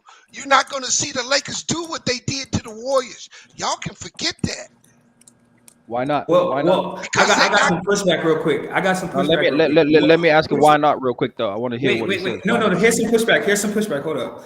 What is more uncharacteristics? The Lakers giving up 60 points or the Nuggets scoring 60 points in a half? That the more uncharacteristic thing is the Lakers giving up that 60 points. The Lakers can actually play defense. The Nuggets are more susceptible to giving up 70 points. Right. And for the point you just made, the same is true the other way. The Lakers scoring 126 points. It's the same. And that's why I say it's the same. The Lakers offense is not that good. But the Lakers can score the ball. The Lakers can actually. Denver can't stop anybody. Denver is trying to outscore you. They're just solely trying to outscore you. Denver gave up 126 points. Let's keep that. That's what I'm saying. Denver cannot stop anybody. They gave up 130. But that's not that's uncharacteristic. That's what I'm trying to tell you guys. That's uncharacteristic for the Lakers. The Lakers are gonna figure something out. Wait. Time out. You said Hold on. See, the problem the Lakers got with the Nuggets is you're facing the most balanced team in the league. You don't get no free lunches like they did the last two series. Free lunches. Free lunches. He basically saying Denver the gonna defending win. champions were free lunches. Is that what we don't be? I mean, y'all one at a time. Can I say something? Hold on, let Bees finish and then I'm gonna open it back up. I'm gonna mute up and then I'm gonna. What I'm saying, Jahir, right? What I'm saying, my brother, is that see when we watch Aaron Gordon score 12 points, he 5 points under his average from game one. The Nuggets, they're all 5 of them dudes are averaging 15 or more points. So when I see the Nuggets come out and score, that's what they do. That's what they do. That's what they do. They can't stop nobody. But I would not have. You couldn't have told me the Nuggets would have put 132 on the Lakers. And the fact that they were able to do that should give you pause. Hey, four guys average over 15, not 5 Bs. So you can't finesse the facts on me. And the facts still remain. 4 guys average over 15, not 5. So don't finesse the facts on me. You're right. KCP averaged 11 to 12. Yeah, exactly. He ain't that guy. So let's not you finesse got the facts. 5 players get it right. In double figures. Look, you got 5 players in double figures. Yeah, okay, double figures. And when I go to the Lakers, I don't know who's gonna give me offense from Now game you see to game. how you just said 5 or 6 people just did all those. How can you say that when they done made it to the Western Conference? Hold on. Let me ask the whole panel. Let me ask the whole panel one question. I want everybody to address this right here because I think this is the easiest way to try to picture and envision it. Do we envision what is easier to envision happening? The Denver Nuggets scoring the ball and making those tough shots again or consistently throughout this series to win games, or the Lakers clamping down on defense, playing much better defensively? Can I go in first? The Lakers clamping down on defense. So what is going to be? If you had to predict what team could replicate what they did best, Do you The think the Nuggets Lakers can going replicate back that to ball. defense, or the Nuggets replicate? Let me hit you with The the facts. Lakers replicate that defense because defense travels. Defense travels whether it's home or away. Denver offense is really predicated. They're just a really good home team, and all the Lakers need is one good defensive game and in Denver. That's really all they need. You think I Bruce hear you, my Brown's going to brother. give you 16? You think Bruce Brown's going to give you 16 next game? You think Yes. KCP's going to give you 21? Yes. You guys are tripping, bro. Stop. You know what? Stop the fucking Can I cap. say No. something? Let I'm me say sorry. something I'm sorry. quick. Stop. All right, let me Stop. say something. Can I say something quick? No, All right, because go you ahead. still got to give me your Hold on, adjustments, hold on. quick takes. Hold on, let Yeah, NBA. I will. But I want to Okay. answer that question They real don't quick. need that Honestly, draft. what I'm seeing with Denver, I think they could do what they did offensively and maybe even turn up the defense a little bit more. To tell you Y'all the are truth. tripping, Yep. bro. That's Yo, what you you're think, but let tripping, me hit you with bro. the facts, Lamar. We wishing, praying, hoping on a star. This is what the facts say, though. Look, The first 2 rounds. No, Beast, hold up, And buddy. I could The give my first 2 rounds. adjustments later This is too. what the Lakers I'm did, down for though. that. Hold No, on, this is let what the Lucky Lakers Young did, Africa though. go. Let him Yeah, go. because Beast don't like it when I cook him. That's why he don't like. I understand You that, Beast. can't boil Look, water, nigga. look. Shut up and talk. I'm gonna hit you with the facts. The first round, they come up against the 11th best offense in the NBA, Jesus the Memphis Christ. Grizzlies. Right? They were averaging 114 points per game. I don't want to hear about no Steven Adams and Brandon Clark as if they're gonna make their offense better. Right? The Brandon defense was Clark still elite, does. and so they meet the Memphis Grizzlies, the 11th best offense in the NBA. That had an offensive rating of 114, Lamar, in the regular season. The Lakers held them to 102 in the series. 102. That's severe clamps. Cook 'em. Offense shut down Cook 'em. type Keep shit, cooking. right? So that's a great Can I ask defense, you right? And something? now the second round, they come up against the defending champions, the Warriors, who are the 10th best offense with one of the greatest offensive players in this generation, right? Who changes how defensive scheme against them, similar to Jokic, can change up your whole game plan and wreck your whole game plan with how he plays. And the 10th best offense in the NBA, they had an offensive rating of 115. They held them to 110, 5 points below their yearly offensive rating, which is a great defensive performance by the Lakers. So at the end of the day, like a brother Jay said, the Lakers defense can and will and most likely can limit the offense of the Denver Nuggets. And at the end of the day, when we talk about and that's what the facts say, B. That's what the facts have said. And so to Lamar's question, the defense of the Lakers has been more consistent, has been more effective throughout the season. And let's not forget, when we talk about being able to get clamps, not allowing them to get in transition. Now we're talking about the Lakers going up against one of literally the weakest defense they've come up against in this whole run of the playoffs, bro. So definitely we can replicate the offense, and on top of Denver that, is they're a better definitely the defensive weakest team. defense. The Lakers' best team, the Lakers' best game. The Lakers' best game is an elite defensive game. We didn't see that in game 1, and we damn near still won, man. So the Denver. Hey, let me go ahead. Let me join the barbecue real quick. Let me join the barbecue real quick. I don't know what your barbecue with hot dogs. Yeah, barbecue. Look at the Facts. facts. Yeah. Go ahead, bro. Go ahead. Since Throw some oil on that. Since the second half of the season, who's the number 1 rated defense in the league? Lakers. The LA Lakers, my brother. All right. Yeah. Let's stop. All right. Let me finish up. In the playoffs thus far, who's the number 1 rated defense in the playoffs? Lakers. All right. All right. I'm done. Okay. Now let me come in. Go ahead, Beast. Because nothing either one of you niggas said is irrelevant to this series. Well, really? Nothing shut up, man. you said is relevant. Hold on, let Beast cook. Let Beast cook. I thought y'all was irrelevant. I thought y'all was going to give me some points about this series. You ain't playing the Memphis Grizzlies no more or the Warriors. And this ain't the regular season. And who cares what your defensive rating was coming into this game? You gave up 132 points. No, we didn't play great defense. That's the point. So here's the difference between this series and your other series. Your man AD cannot guard Jokic. He can be attacked. You were already making adjustments for your best defender because he was getting cooked. Right. The best defensive player on your team can't win his matchup. And hold on, bro. I'm not done. Hold up, I'm not done. Yeah, let Beast finish. The Lakers have already made an adjustment. Hey, D. Reed, something's wrong with your mic, man. So your mic is just completely Lakers messed up. have already made an adjustment to get that man off of Joker and to put somebody else there. Well, it worked for a half. It worked. It worked. Hold on. You got more games to win. And y'all act like Denver can't adjust, just like y'all think I'm saying the Lakers can't adjust. That's not what I'm saying. Bro, let me finish, bro. Okay. I'm not saying the Lakers can't win this series. I'm saying what I saw, y'all are just assuming that the Lakers can play at that level offensively. And I don't agree with that. They don't have to, though. They don't have to.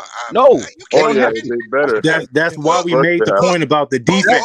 That's why the Memphis series we brought up. Let Beast finish this point real quick. The most important thing in basketball about playing defense is rebounding the damn ball. When you can't out-rebound the other team, do not tell me about no damn defense. Hey, what was the second half rebounding stat? That's what I'm saying. The second half rebounding was more telling. Look, bro, we don't block games up. They lost the rebounding edge and not by a little.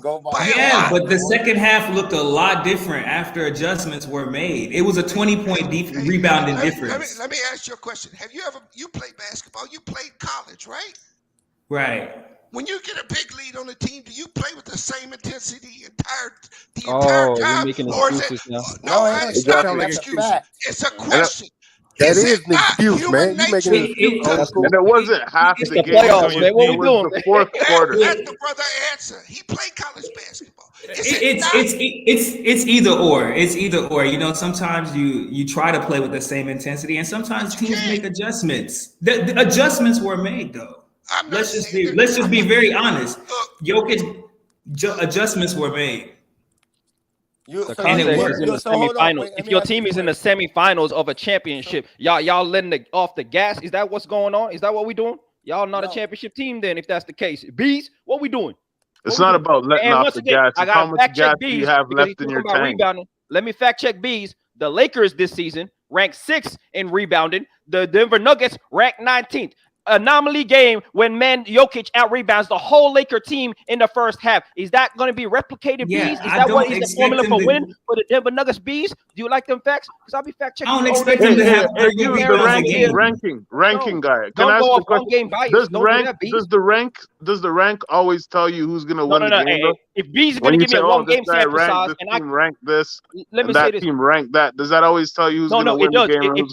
If Bees is going to give me a one-game sample size, I'm giving him an 82-game sample size. You can't be mad at that, Bees. You can't be mad at that. Okay, all right. Yeah. That's one-game sample size overtakes an 82-game sample size. He's going off of one game. Because Lamont's question was the trend. What is most likely to happen? And the trend of what teams been doing for the whole season is more likely to happen. Thank you. That's the point. Anomaly. Thank you. Yeah. Okay, wait. That's the point. Wait, they ain't been playing great defense no whole season. They was the 13th seed for a while, for half of the season. We're talking second half. Dummy. Then why is he using a 82 game sample? Let's make this because we got better. We got better at rebounding. Hold on, let Pope cook, yeah. Let him cook. Go ahead, the whole shit. So when the trade happened in the second half of the season, what was happening with a lot of teams, right? I mean, a lot of teams was tanking for whatever reason. The Utah Jazz started out hot. The San Antonio Spurs started hot. Once the second half of the team, all the teams, they started tanking more for that Victor Wembanyama, and the teams that was already seeded, they were seeded. It was like a lot of teams was resting players. You wasn't getting a real competitive second half of the season. Can y'all admit that? That's logical. That's a fact. So when you're playing against teams that's resting because they cool with they see where they at, and the only real teams that's fighting is the bottom teams that's fighting for the play-in. So you really not even getting real teams full competitive nature in the second half of this season. And that's I'm not sure that's applicable. That's a fact. So I'm not sure that's applicable to Western Conference. True, but that doesn't explain the Golden State and Memphis series. That doesn't explain that. So no, and at the end of the day, so let me the Memphis series. Let's start with the Memphis, please. Go ahead. Because we gotta all admit, we knew going in Morant, who we see all the silliness he's doing. They not focused. They led by a guy who don't know who he is. So whose fault is that? No. I'm not saying it's not Lakers' fault or nobody. But the reality of it is, you came across a team that is young and dumb, honestly, who think they something that they really not. And they came across some real players like an AD, LeBron, and that's they were the number 2 seed in the West. That's what I'm saying. I Hey, don't we can think talk about at off the what court. point Like did they somebody become- like he talking Hey, when crazy. did they to be become fair, young to and be dumb? fair, At Pope, what point the did they regular become young and season- dumb? No, but Pope, to be fair about that, we're only saying that now that the Grizzlies and Warriors have lost. Because prior to those series, it was a Thank ton, including myself. I picked the Exactly. Grizzlies to win that series. Exactly. And a lot of people picked the Warriors to win. We only saying these things because the Honestly, Lakers dismantled both teams so bad that people are searching for desperate reasons to try to say, oh, it was them. It wasn't the Lakers being good. It was just them being really bad. That's what it sounds like. But I ain't making a mistake again. The Lakers have made me believers, man. They have improved. Facts. They've changed. And the one thing that's been most consistent in playoff basketball is teams that defend ultimately win out. Teams that consistently defend, teams that play great offense generally can't sustain and keep that up for 7-game series. And that's been proven all throughout NBA history. And hey, Lamont, real quick. Saying. Hey, it's to the panel. Hey, this to the whole panel. Can we all agree who is the better defensive team? If get your emotions out of it, it's who's LA. the better defensive It's LA team? without a doubt. All right. Brother. All right. It's LA. But how come LA, someone said Denver was one of the worst defensive teams? They are, bro. And they know They are, bro. And compared to all the teams in the league, so this they're trying That's to an stop NBA score. rim protection. This is what makes Denver different. It's because of the way their offense is ran. It's because of the guy who triggers their offense. Yeah, Jokic, 100%. Yeah, the Lakers are. It doesn't matter that the Lakers' defense is number 1 in the league. They are not stopping him. well, it matters if Denver is the worst. If Denver is one of the worst defensive teams in the league, then that matters. Let me ask you a question, Beast. Couldn't you say the same thing, Beast, for the Golden State Warriors and their historically great offense? Talking about yesterday. No. Don't finesse. Don't finesse. We could say the same thing about the Golden State Warriors, and we clamp that shit up, and they're generational great offense. Okay, let me get. Let me finish, bro. Let me finish. For the first time in my life, since I watched basketball, LeBron James, he's not the best player on the floor. LeBron has never been in a series where he's not the best basketball player on the floor, and he's in a series right now. And he's not the best player. The best player is on Denver. True. So don't What that mean, though? Don't underestimate no argument there. What that mean, though? Underestimate that. That No. means Hey, answer my point, though.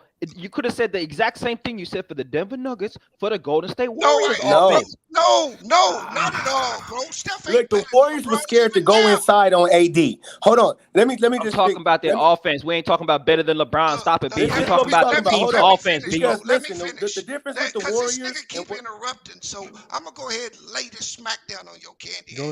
Go ahead. Doing nothing out here, B. I'm trying you today, B. You didn't come with your A game, B. Go ahead, though. Go ahead. The Lakers are lately. People get mad at me when I say Anthony Davis. I don't believe is a great individual defender in the paint. I believe he's a great help defender. For sure. And that's where the Lakers. I agree with that. I agree. That's what the Lakers was able to do in the second half is get him in a help role. I don't believe they're going to be able to do that. I do not believe they're going to be able to do that this series. And then you going to be here looking stupid as hell when they lose. That's the question. Now, Bees. Bees. That's a good point, Bees. But my question to you is, with the personnel that Denver has, how do they prevent the Lakers from doing that? If they put Rui or Vando on Jokic and they have AD playing that free safety in the paint, how do they space him out? Do they go smaller and put guards out there with Jeff Green? What I think the Lakers should do is they should play him straight up with AD. No. Thank you. I agree. Answer the question, B. Don't play Jokic with AD. Hey man, do y'all got any manners? Y'all.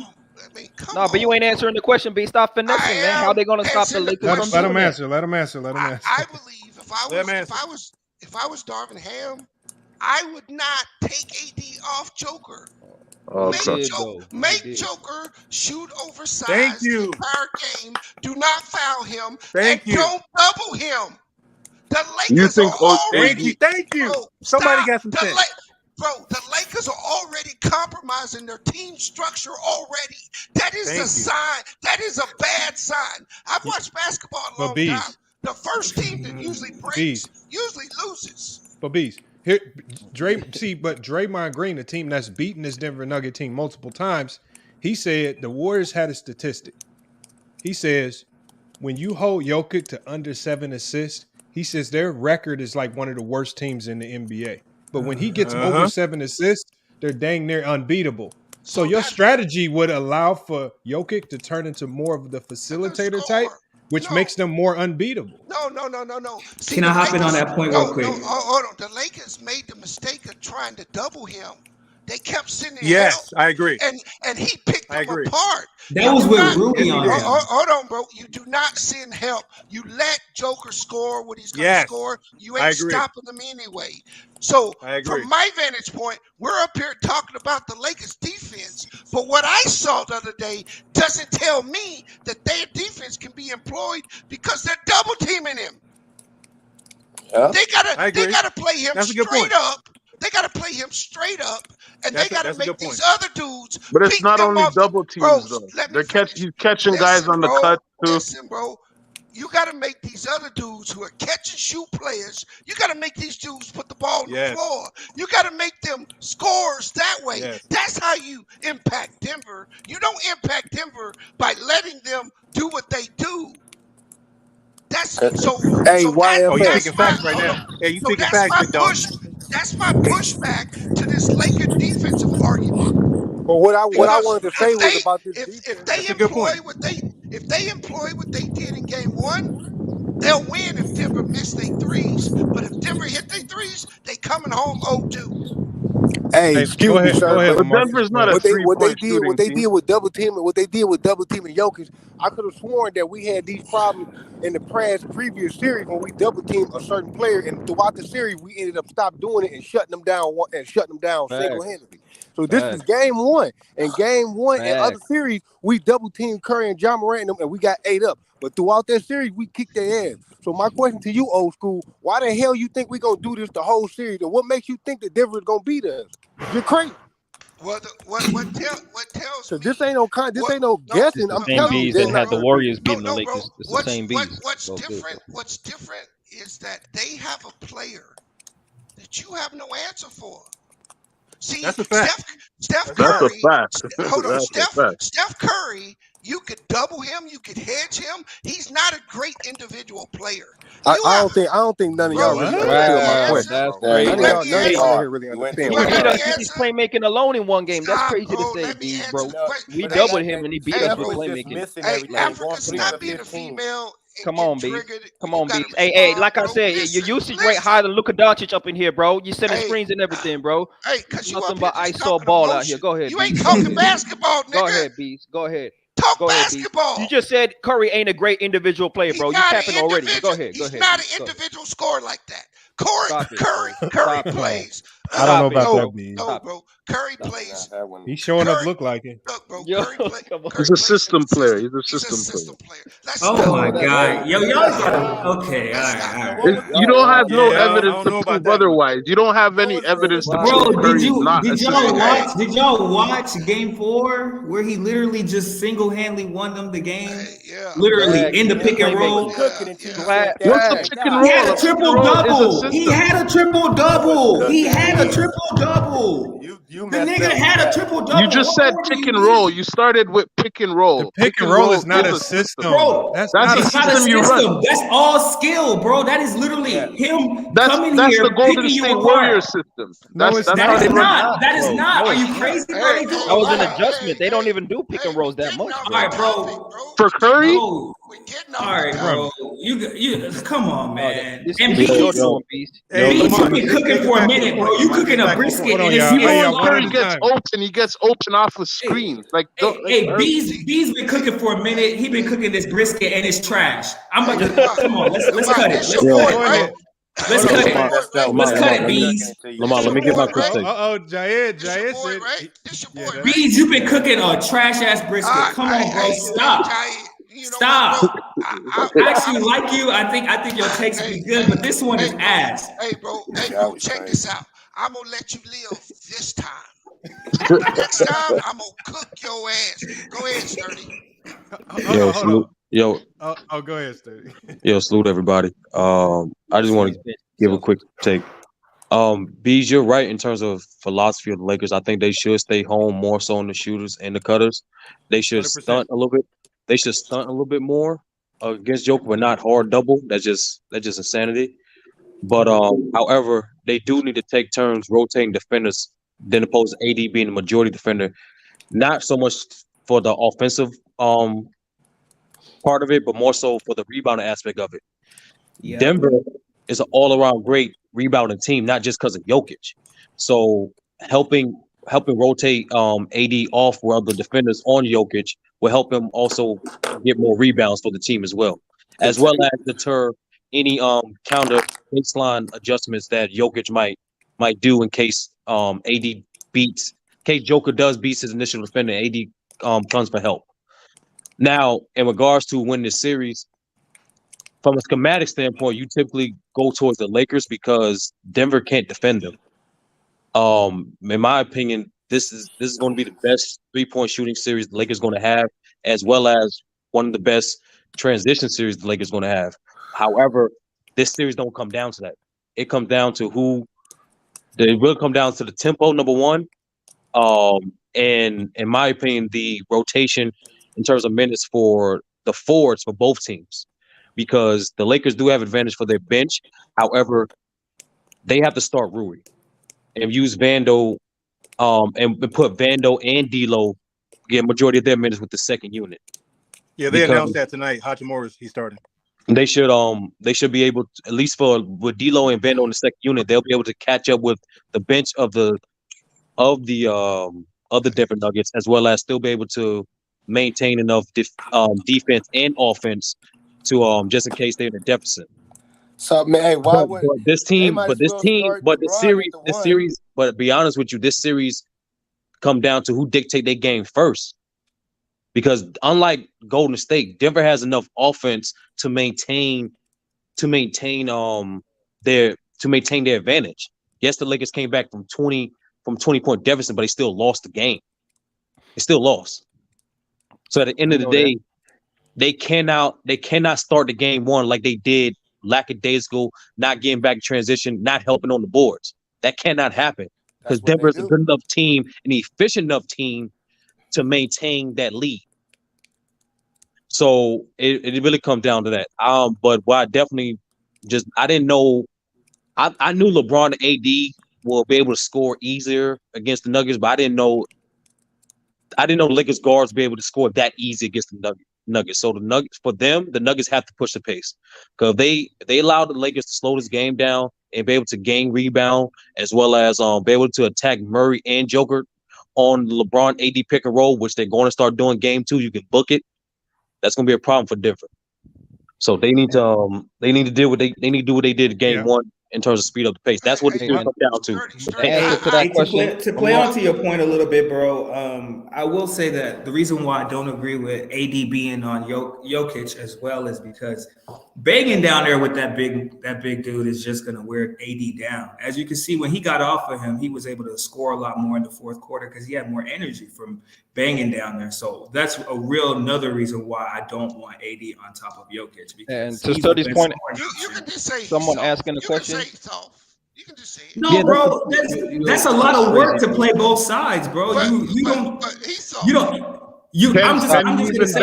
say it. For every great defender, bro, they don't really guard the best player until the fourth quarter. You don't really see Jimmy Butler really locking in and starting to guard Jason Tatum till the fourth quarter.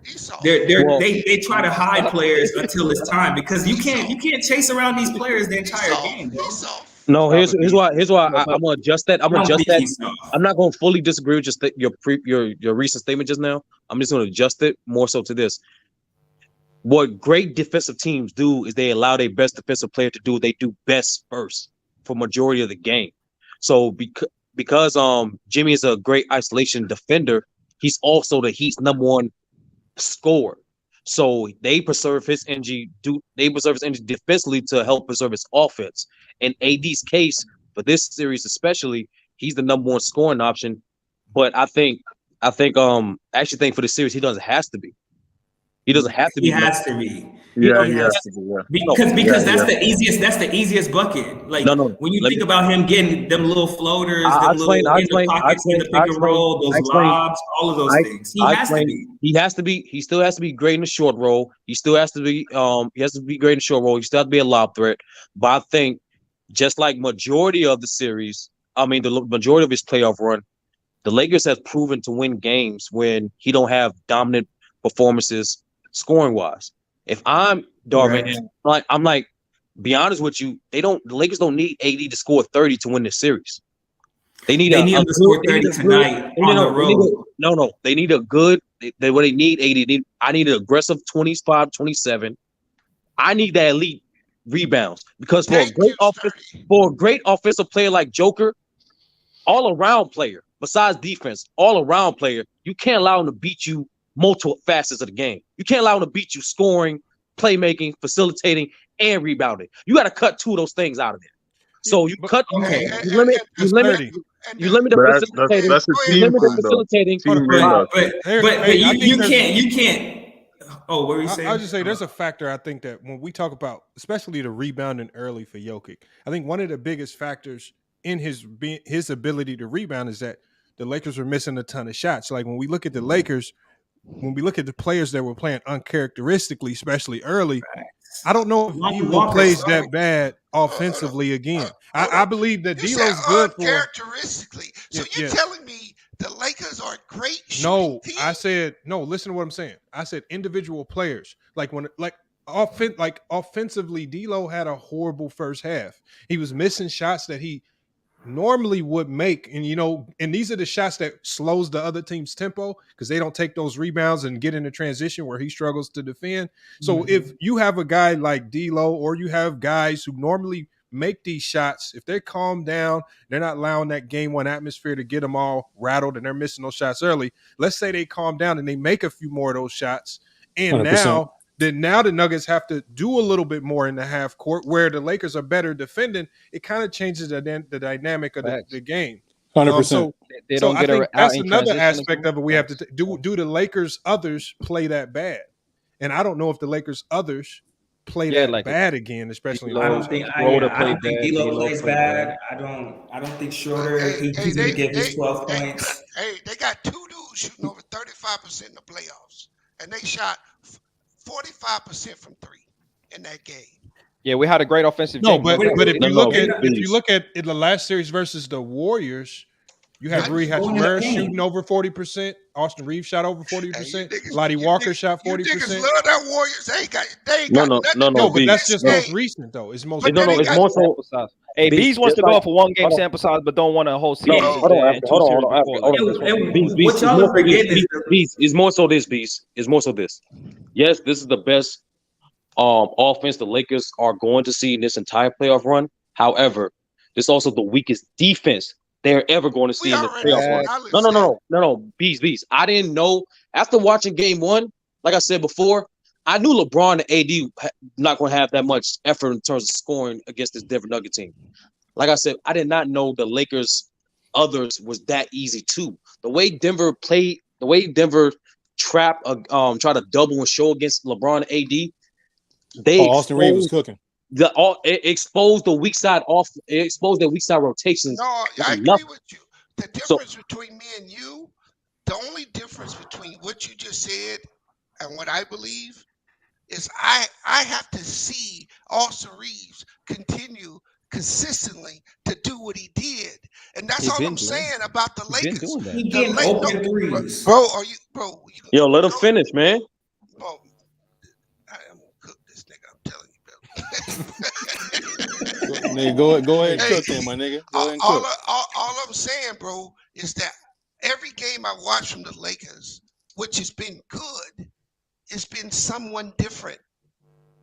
There's someone different every night. One night is Rui, one night is Schroeder, one night is Reeves. So they're a team. Right, and that's good team basketball. But all I'm saying is, in this series, they need the same characters to produce every game.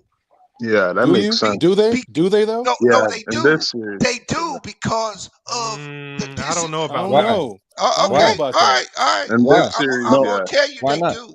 And do. Lamont, let me say this. Hold on. Bees bought Real his quick, feelings recap. today. No After facts, real quick. just feelings today. I see you, Bees. Bro, I don't Because what buy I saw, Real quick. just feelings. Real quick. Can I Go can ahead. I Because I'm say about to, something quick though? Can I say something quick though? hold on, brother, real quick. I'm about to get off. That's why. Please Uh, do. but Beast, be honest with you, like I said, the Lakers are already proven to like win different games with different role players. But Yeah, for they have. this series is gonna come down to pace and rebounding. The team that It dictates the is. rebounding pace, that's who wins. Because And the I and I advantages, the and I advantage is not told going to change either right, side. It's not. and I told them at the beginning that I don't believe the Lakers can change the rebounding. They can make it closer, but I don't believe they can. Denver is a bigger team than them. They Oh, are not going bees. to They can out definitely rebound them. No, they're not. bees. They No, can they're no. not. Hey I'm not man, saying this hold is on, bees. I'm not ridiculous right saying now, bro. well, I'm Defense not saying dictates rebounding Feelings, and man. pace. defense. Bees. There was 100%. All while right, we watched all that right. game, there was at least 4 possessions where the Denver Nuggets got like 3 offensive rebounds. I don't care. That's I not don't that's not care. who He the don't Lakers care are. about the facts, 30. He don't Bees. No. That's care, not bro. who the It's Lakers nothing are. but feelings, You know man. what? Since y'all want to keep going to the Warriors were out rebounded the Lakers at the end of that No, that's for not what I'm several saying, games. bees. Hey, Were hey, they B, or hey, were they B, hey, not? B. I have a No, rebuttal for that. I they have a were rebuttal Go for bees. that. You're ahead. right. No, in a They couple were out games. rebounding the Lakers. They did Go But that. that's ahead, why. I have a John. rebuttal. I have a rebuttal. Go ahead, brother. So Go ahead. and B, and B. First off, I agree with your point about the rebounding is important. I agree. Yeah. So the reason having AD off of Jokic to be that like help defender, so he can get rebounds. The Golden State Warriors showed if you put him in the pick and roll, he's away from the basket. He's their number one rebounder. So having him closer to the basket, not guarding Jokic, having that help defense, now he's in a position to rebound. They made that Right. adjustment the second half. That's why the rebounding numbers changed from the first half to the second half. Yep. But when you take What makes AD y'all think away Denver won't from make an hey, adjustment? but when you take but AD away from Jokic and someone else defending Jokic, you think Jokic is gonna miss those? Well, no. Here's the He's thing. gonna probably make. He's Look. gonna get better. I agree. He's I gonna. agree with B. I think hey, you let Lamont, why Jokic. you what? You let Jokic one on one. Hold on. I see. You see the hate, bro. You see it. You see it. Hey, Jay Mart's right hey, though. He says hey, Bees is hey. hoping I third take time is a all. charm since he picked Grizzlies and Warriors. I take all comers, bro. You ain't gonna shame me, Negro. I don't know what's wrong with you niggas, bro. You 0-2 in your Laker picks, Look, Bees. That's all Africa, they're saying. Africa. That's all they're saying. I never met you, hardly ever talked to you. But you so emotional. A nigga start talking and you Nah, can't you even emotional. you can't even just wait. You gotta You blurt out emotional. like a woman. Nah. I address Get the your cap. ass That's all back I in be that doing. I field, just be nigga. fact checking you, Bees. Don't be Get mad at that the cotton, facts. nigga, like I Don't be told you mad at the yesterday. facts, though. Get I just that be fact cotton, checking you. Negro.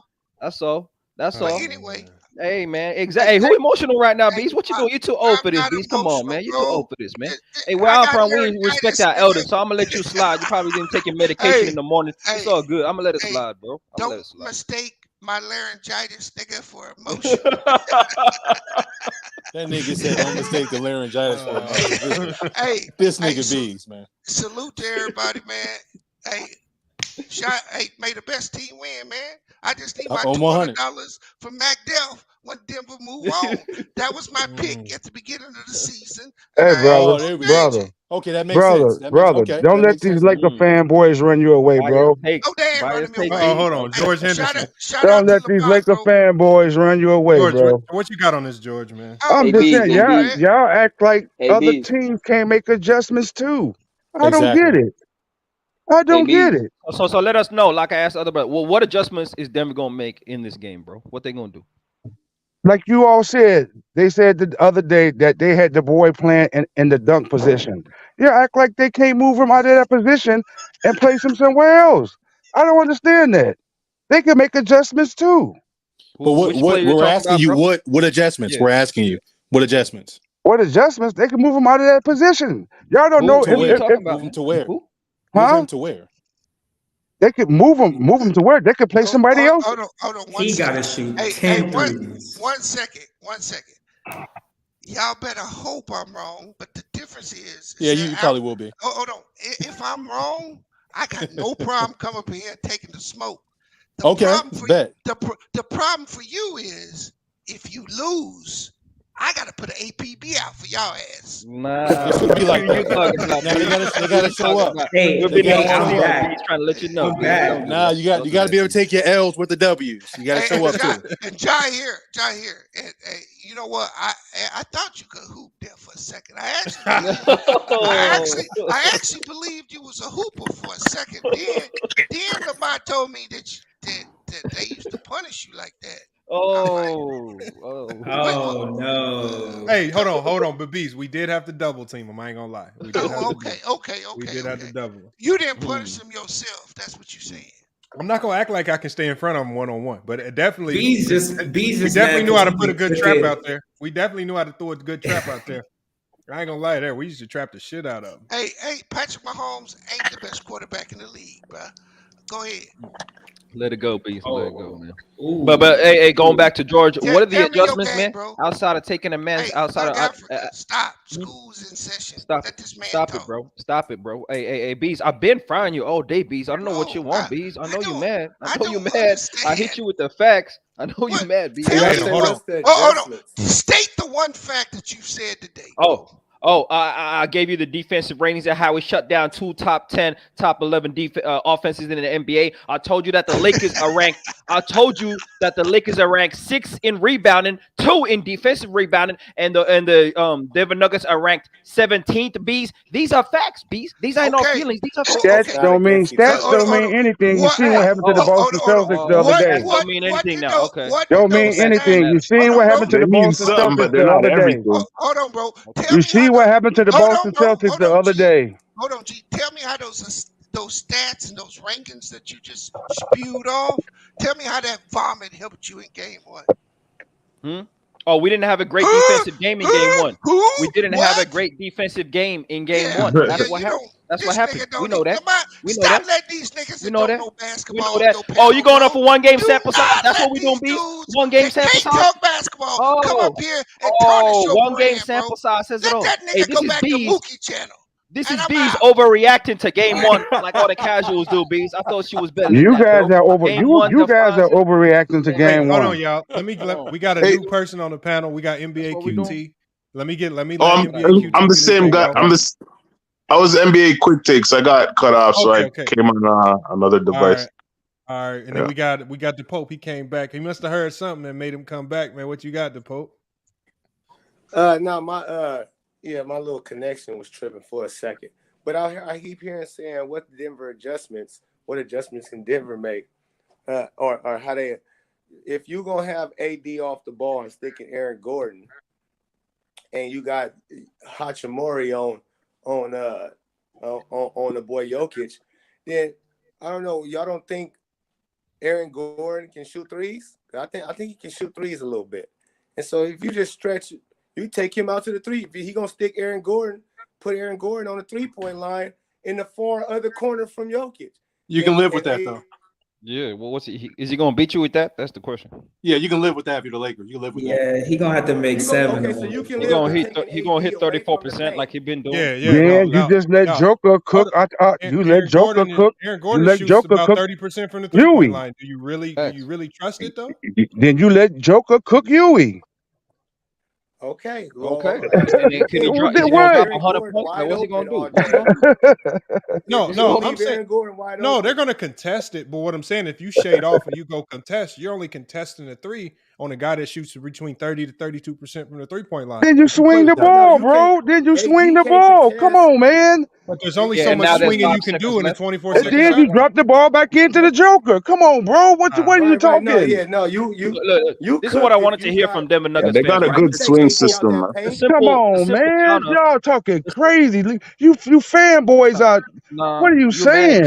You've been wrong about the Lakers all season, George. Just lean back, bro. Come on, bro. Yeah, George, you have been wrong all season. I've been a Laker fan since Magic Johnson. I've been a Laker fan since Magic, bro. Why you been down the Lakers all season? Hey, because why? Because I don't like LeBron, bro. Okay, buy it. Okay. All right, now. That's the truth. I'm gonna tell you the truth. Ever since he said he was the GOAT, he self-proclaimed. Oh yeah. I lost it. I lost it. Oh That's the man. Well, a truth. lot That's of what us we did. do. You ain't the only That's the one. We Leave me truth. bias alone. You ain't basketball never take heard two. Kobe. You ain't never heard Mike say that out their mouth. Oh, Once the man said it off his mouth, I love all respect. oh Yeah, wow, it's man. whack. That's I the feel But bad let for me truth. the say GOAT this, now when Lamar. took One down counter the I see Warriors. Jokic can do. This is what I was waiting for the Denver Nuggets fans to say is The that truth hurt, he can don't it? just play more. If Rui, who's stronger than AD in the post, that can hold his weight, he got better core strength, right? If he can do that, and AD's playing help side, well, now you I can don't move know that. Jokic around. You can play him more at the free throw line. You can play him more at the mid post, and you can make him face up Rui and just rise up and shoot over him, right? He gonna get easy looks, high quality looks against Rui Hachimura.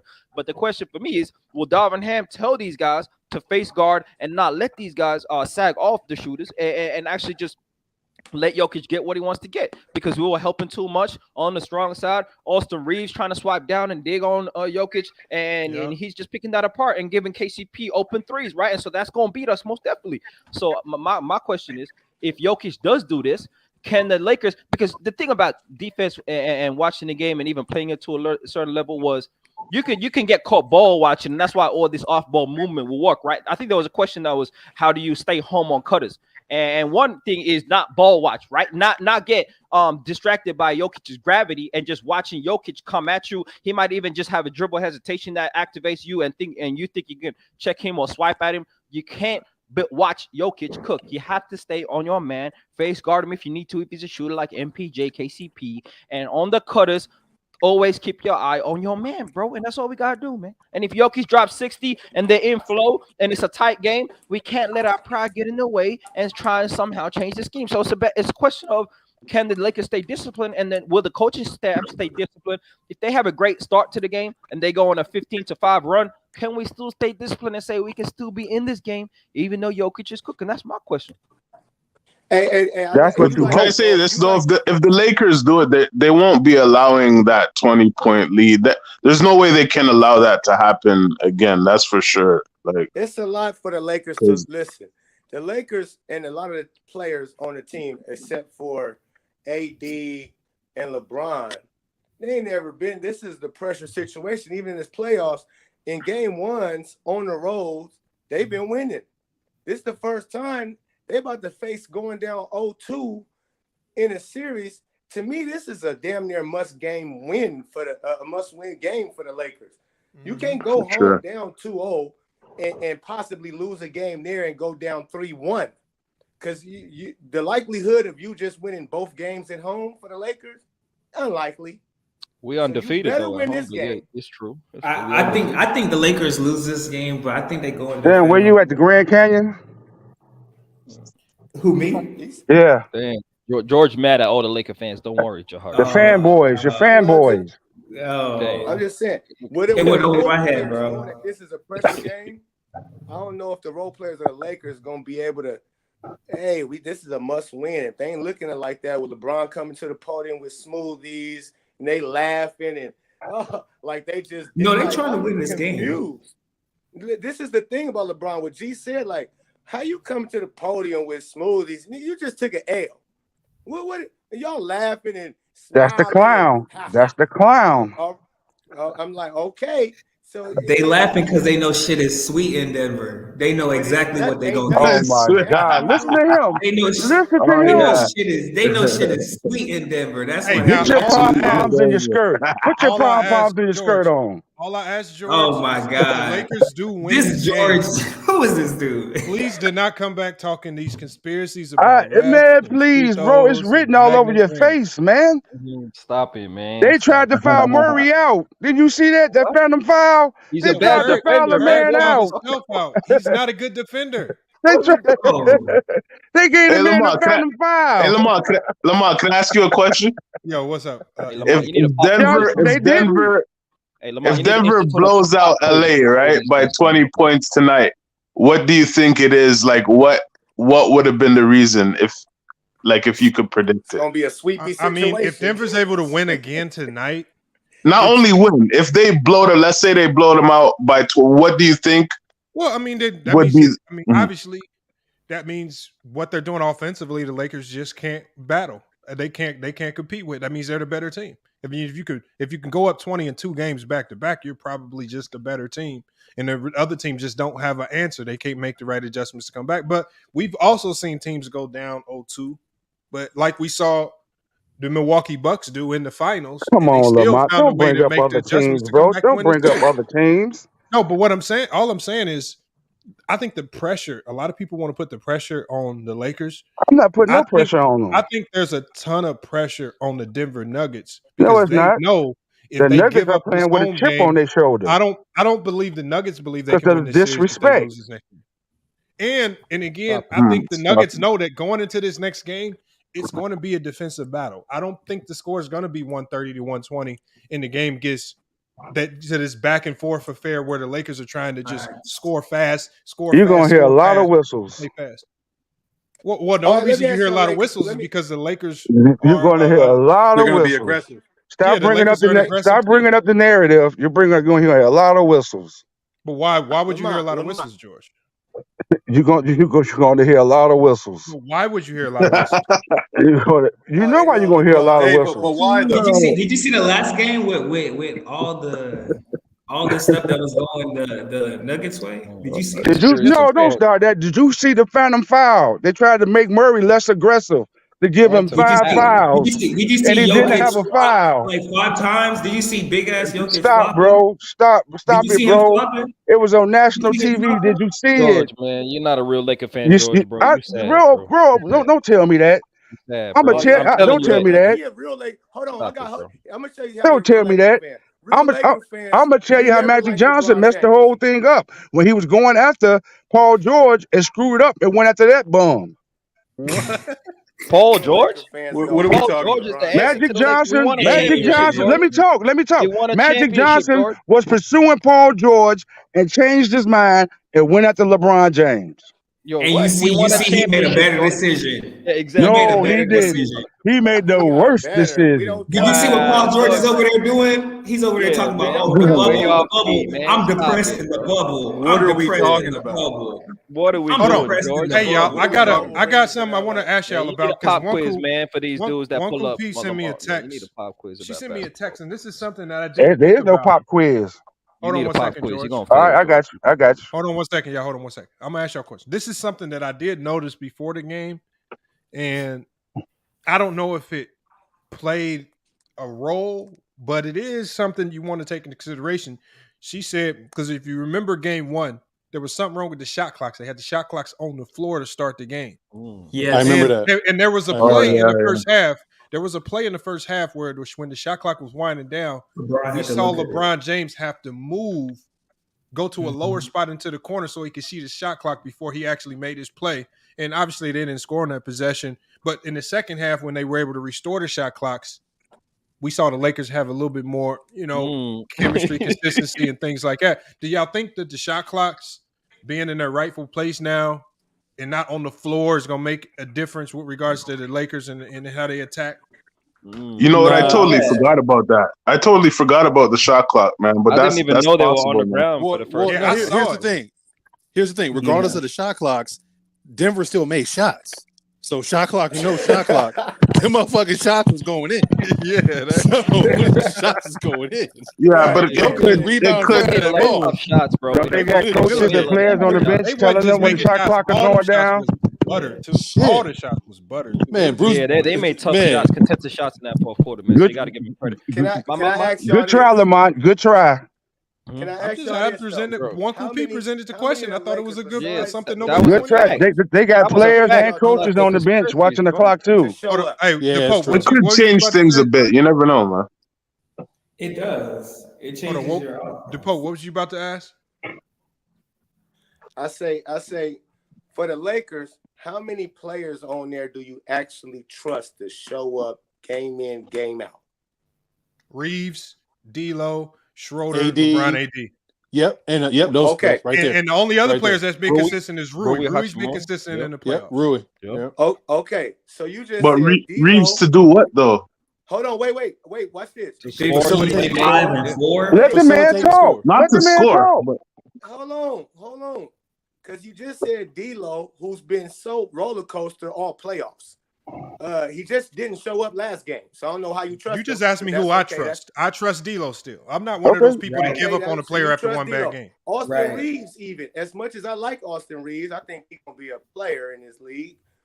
He's still young, and he be having his little ups and downs. He being consistent in the playoffs. I trust him to put in effort. If you're gonna be for real about it, is you can't trust not a damn player on the Lakers, not even LeBron James. And you trust the Denver Nuggets? So you trust Aaron Gordon and Bruce Brown? You can't trust. No, they're the number one seed. I know what you know what the thing is though. I know what Aaron Gordon's gonna do. I know what he's gonna give me every night. I can trust he's gonna do that. No, hold on. Even if it's not gonna be a lot. First of all, make quick fix. If you play fantasy sports, me and Jay both know this. It's a fantasy. Aaron Gordon is one of the most inconsistent players in the game. That's what I'm trying to say. You Under don't the know jab. how many rebounds he's gonna get. You don't know how many. I promise you. It's a fantasy. Welcome to Fantasy Alley. But you know why he's on the floor though, right? He's on the floor because he just plays in the system of whatever they're doing. He's a good defender. Really and truly, they put him to guard the best player. He's really on the floor for his athleticism. He's a pretty good defender too. He is. I think the big difference in this game, we're gonna start Rui Hachimura, and when we start Rui, I think the defensive matchups for the Denver Nuggets is gonna be tough, right? Because now they got questions. Because who's gonna guard Rui? Who's gonna guard LeBron? So one of the guards is gonna have to guard LeBron or Rui Hachimura, right? We're gonna be playing big. Right. He's gonna be the small forward, and so it's gonna be tough on the Denver Nuggets because we're gonna be able to match their size. And now we're gonna see if MPJ can replicate his great defensive effort in the first game, which I don't think he can do. Right? That was one, but he played a great defensive game, better than what he usually does in game one. Right? He was. Hey, I want to bring up rebounding the ball. He was playing at a high level, and so I think outside with Rui in the starting lineup is going to make differences, and then the rebounding as well. Rui can help on that. So I think a lot of the things that we didn't do well is going to be better in game. And we're going to see him get some offensive fouls against LeBron. Yeah. Okay. And what else? Hey, this is what no one's talking about. We're talking basketball. Hey, look. Hey, I'm talking basketball too. What no one's talking about is Jamal Murray. Ain't no conspiracy. Jamal Murray is the X factor. If the Lakers contain Murray, if they don't double on Jokic and contain Murray, that's the game right there. Murray can't go off for 30 or 40. You're going to have a hard time beating Denver. If you keep Murray to around 20 points, now you have a chance to win the game. Now, and this is what I've seen. Can't nobody guard Murray on the Lakers. Can't nobody guard their two best players. Jokic, they don't have an answer for. Murray, they don't got an answer for. Yes, they do. I can trust Murray and Jokic to continue to. They have an answer for him. I could even trust we got Bruce Vanderbilt. Brown. Vanderbilt for him.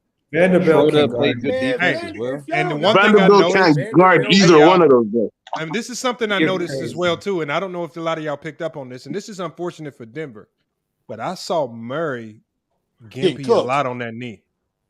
Yep. And as this series wanes on, and he's not getting much rest time in between games. Damn, you got a voodoo doll on Murray? Damn, bro. What I'm saying is, I didn't see him messing with his knee. Yes, I did. I saw it. I saw it too. And I'm you saying down there in the lab? Damn, bro. Hold on, George. What I'm saying, I'm just saying, Murray. One thing that affects shooters the most is leg injuries. Oh, 100%. And as that leg injury doesn't get as much rest, that's what I'm saying. Are we gonna be able to see him make shots like that? Remember, he started the game off on fire. He was hitting shots because what were the Lakers doing? They were fighting over on them screens. Guys couldn't get around Jokic because of the big wide body, open. So he was. Man, you want to play up your hurt stuff, bro? What's wrong, man? Well, they were either way. He was still burning them. Where they chased. Yeah, they were going under. Remember, Shorter looked at the sideline and was like, "Man, you hoping players get hurt, man? It's come down to that, bro. That's not what you gonna kick me out." You right here. What are you talking about, George? That's bad, bro. That's bad, bro. Let me in. He was gimpy on his knee, bro. He ain't saying nothing about no bad luck. You need to shut up and pay attention. Man, them man George with all that crying. You seen the man lipping, man. He said he seen Stop him crying, lipping. man. Stop all that crying, bro. He putting bad luck on him. He was limping a bit. sad, It was pretty obvious, man. You could see it. He ain't paying attention. Ain't nobody else seen that, and you brought it up. Now everybody agreeing with you, man. Yo, I actually remember it.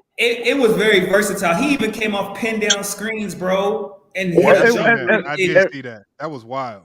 I was like, bro, he's coming off of. He was doing everything, bro. He was hitting them from everywhere. He really wasn't in the post a lot until they really Okay, switched really as into. y'all want to say it, go look at the chart and tell me what Joker was doing. I could tell you just watched like some highlights. You ain't really No, Lamont, stop. So Shut did he him not up, shoot threes? Lamont.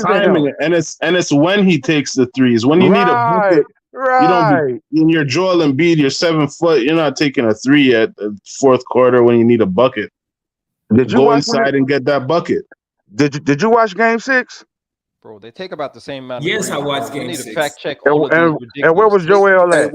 What series y'all talking about? Y'all not understanding how to help defense. It's more of the credit to the Celtics, and the Celtics was playing pretty good defense, especially on the help. They were y'all talking about against Philly.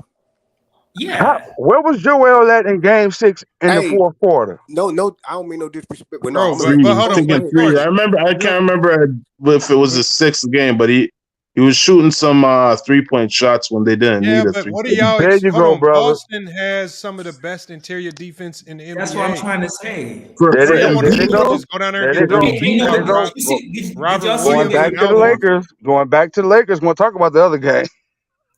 Robert Williams ain't stopping Embiid, man.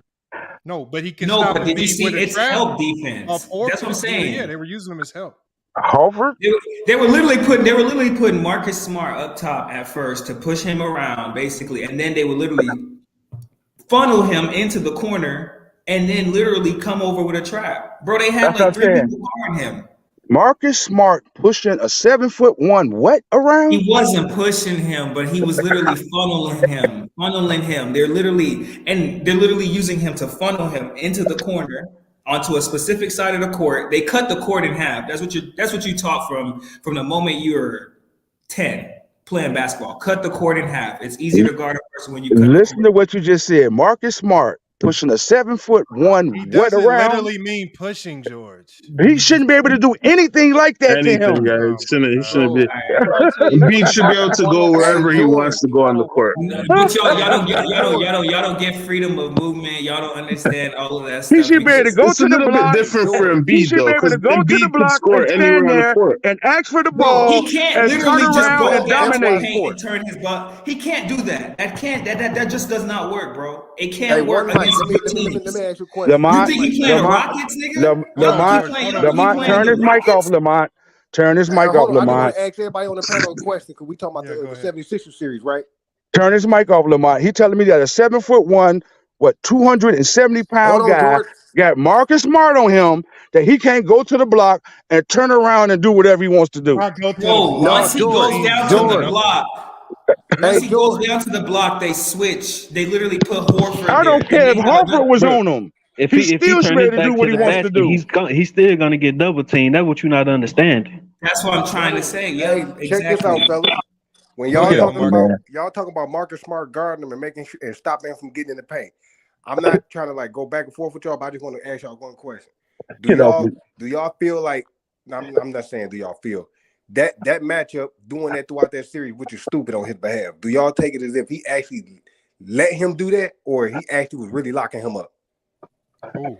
I don't think he was I think it was a help team. It was a team. Yeah, there was no individual player that was I'm not stopping talking Embiid. about I'm not It was a talking team about effort.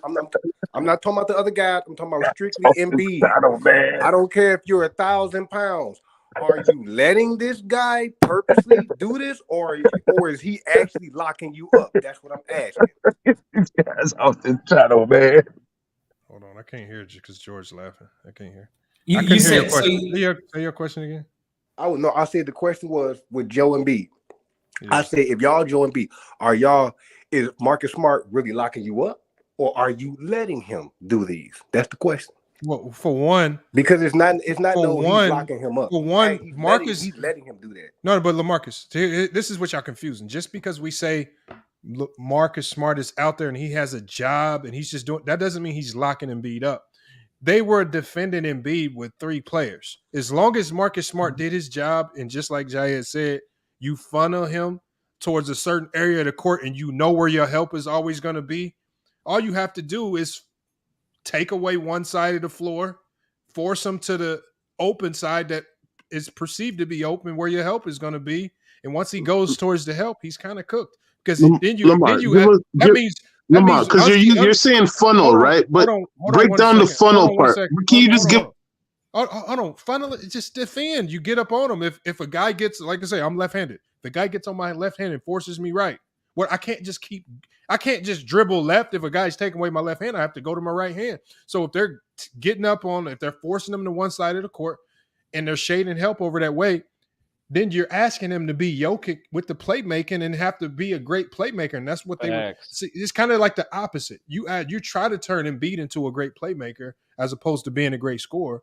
And you want to do the opposite with Embiid. You want to try to take away his playmaking and turn him to a 35, 40 point per game score.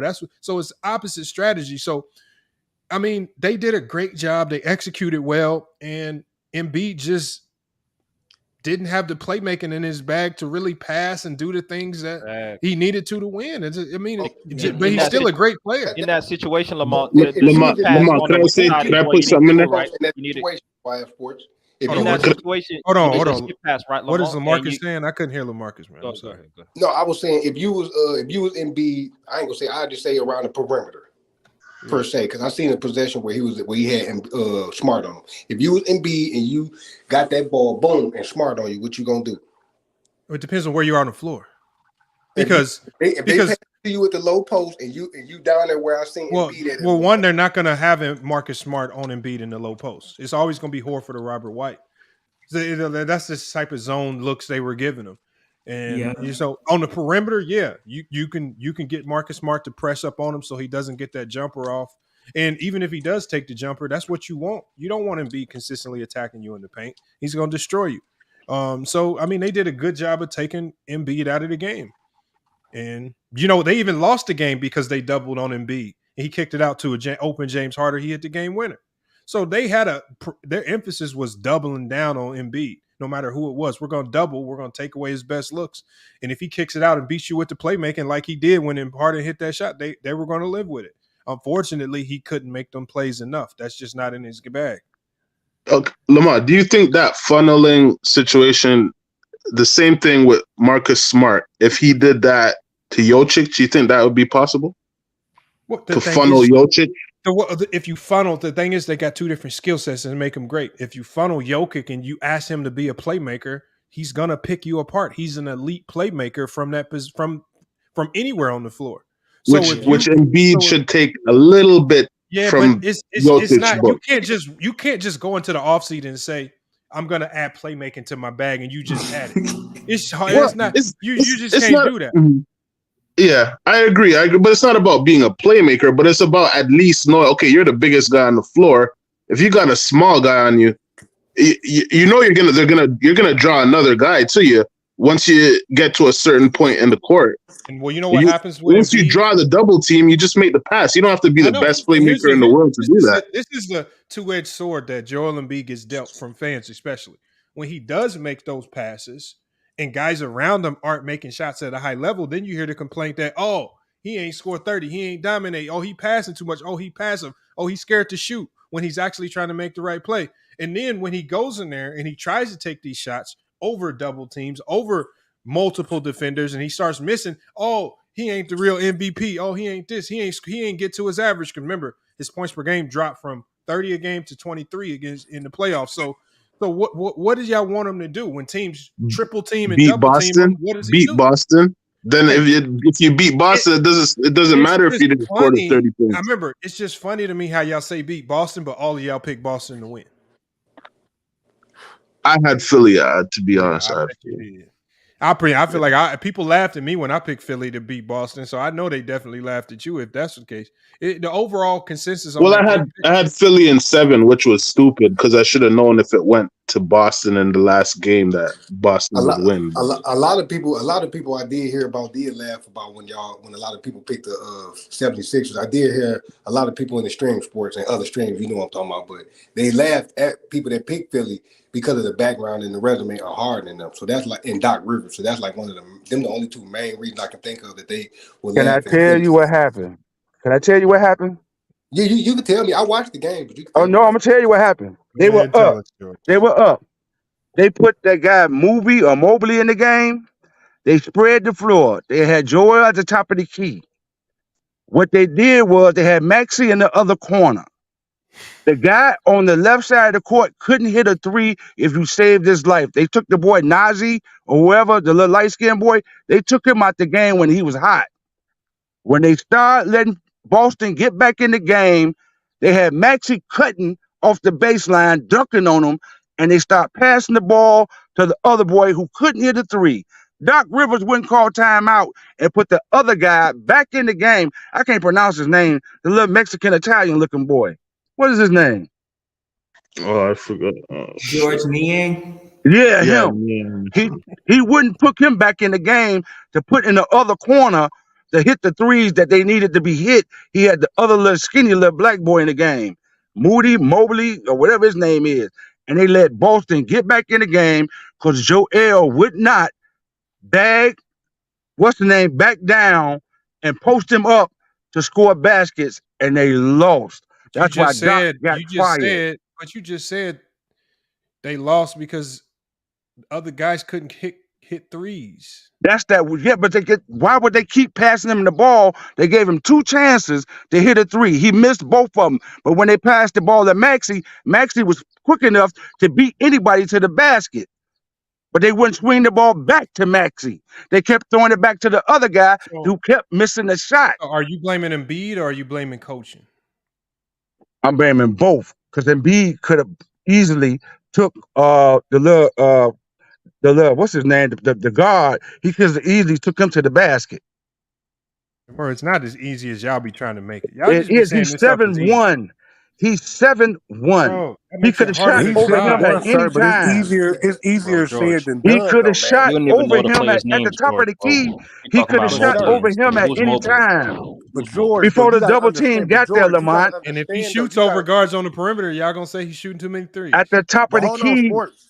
Hold on, but George, you gotta understand though. It's different. It's easier said than done. You gotta be on the court, and this stuff is I a fast understand pace. that, bro. I'm not saying he would have made all of them, but he didn't attempt to.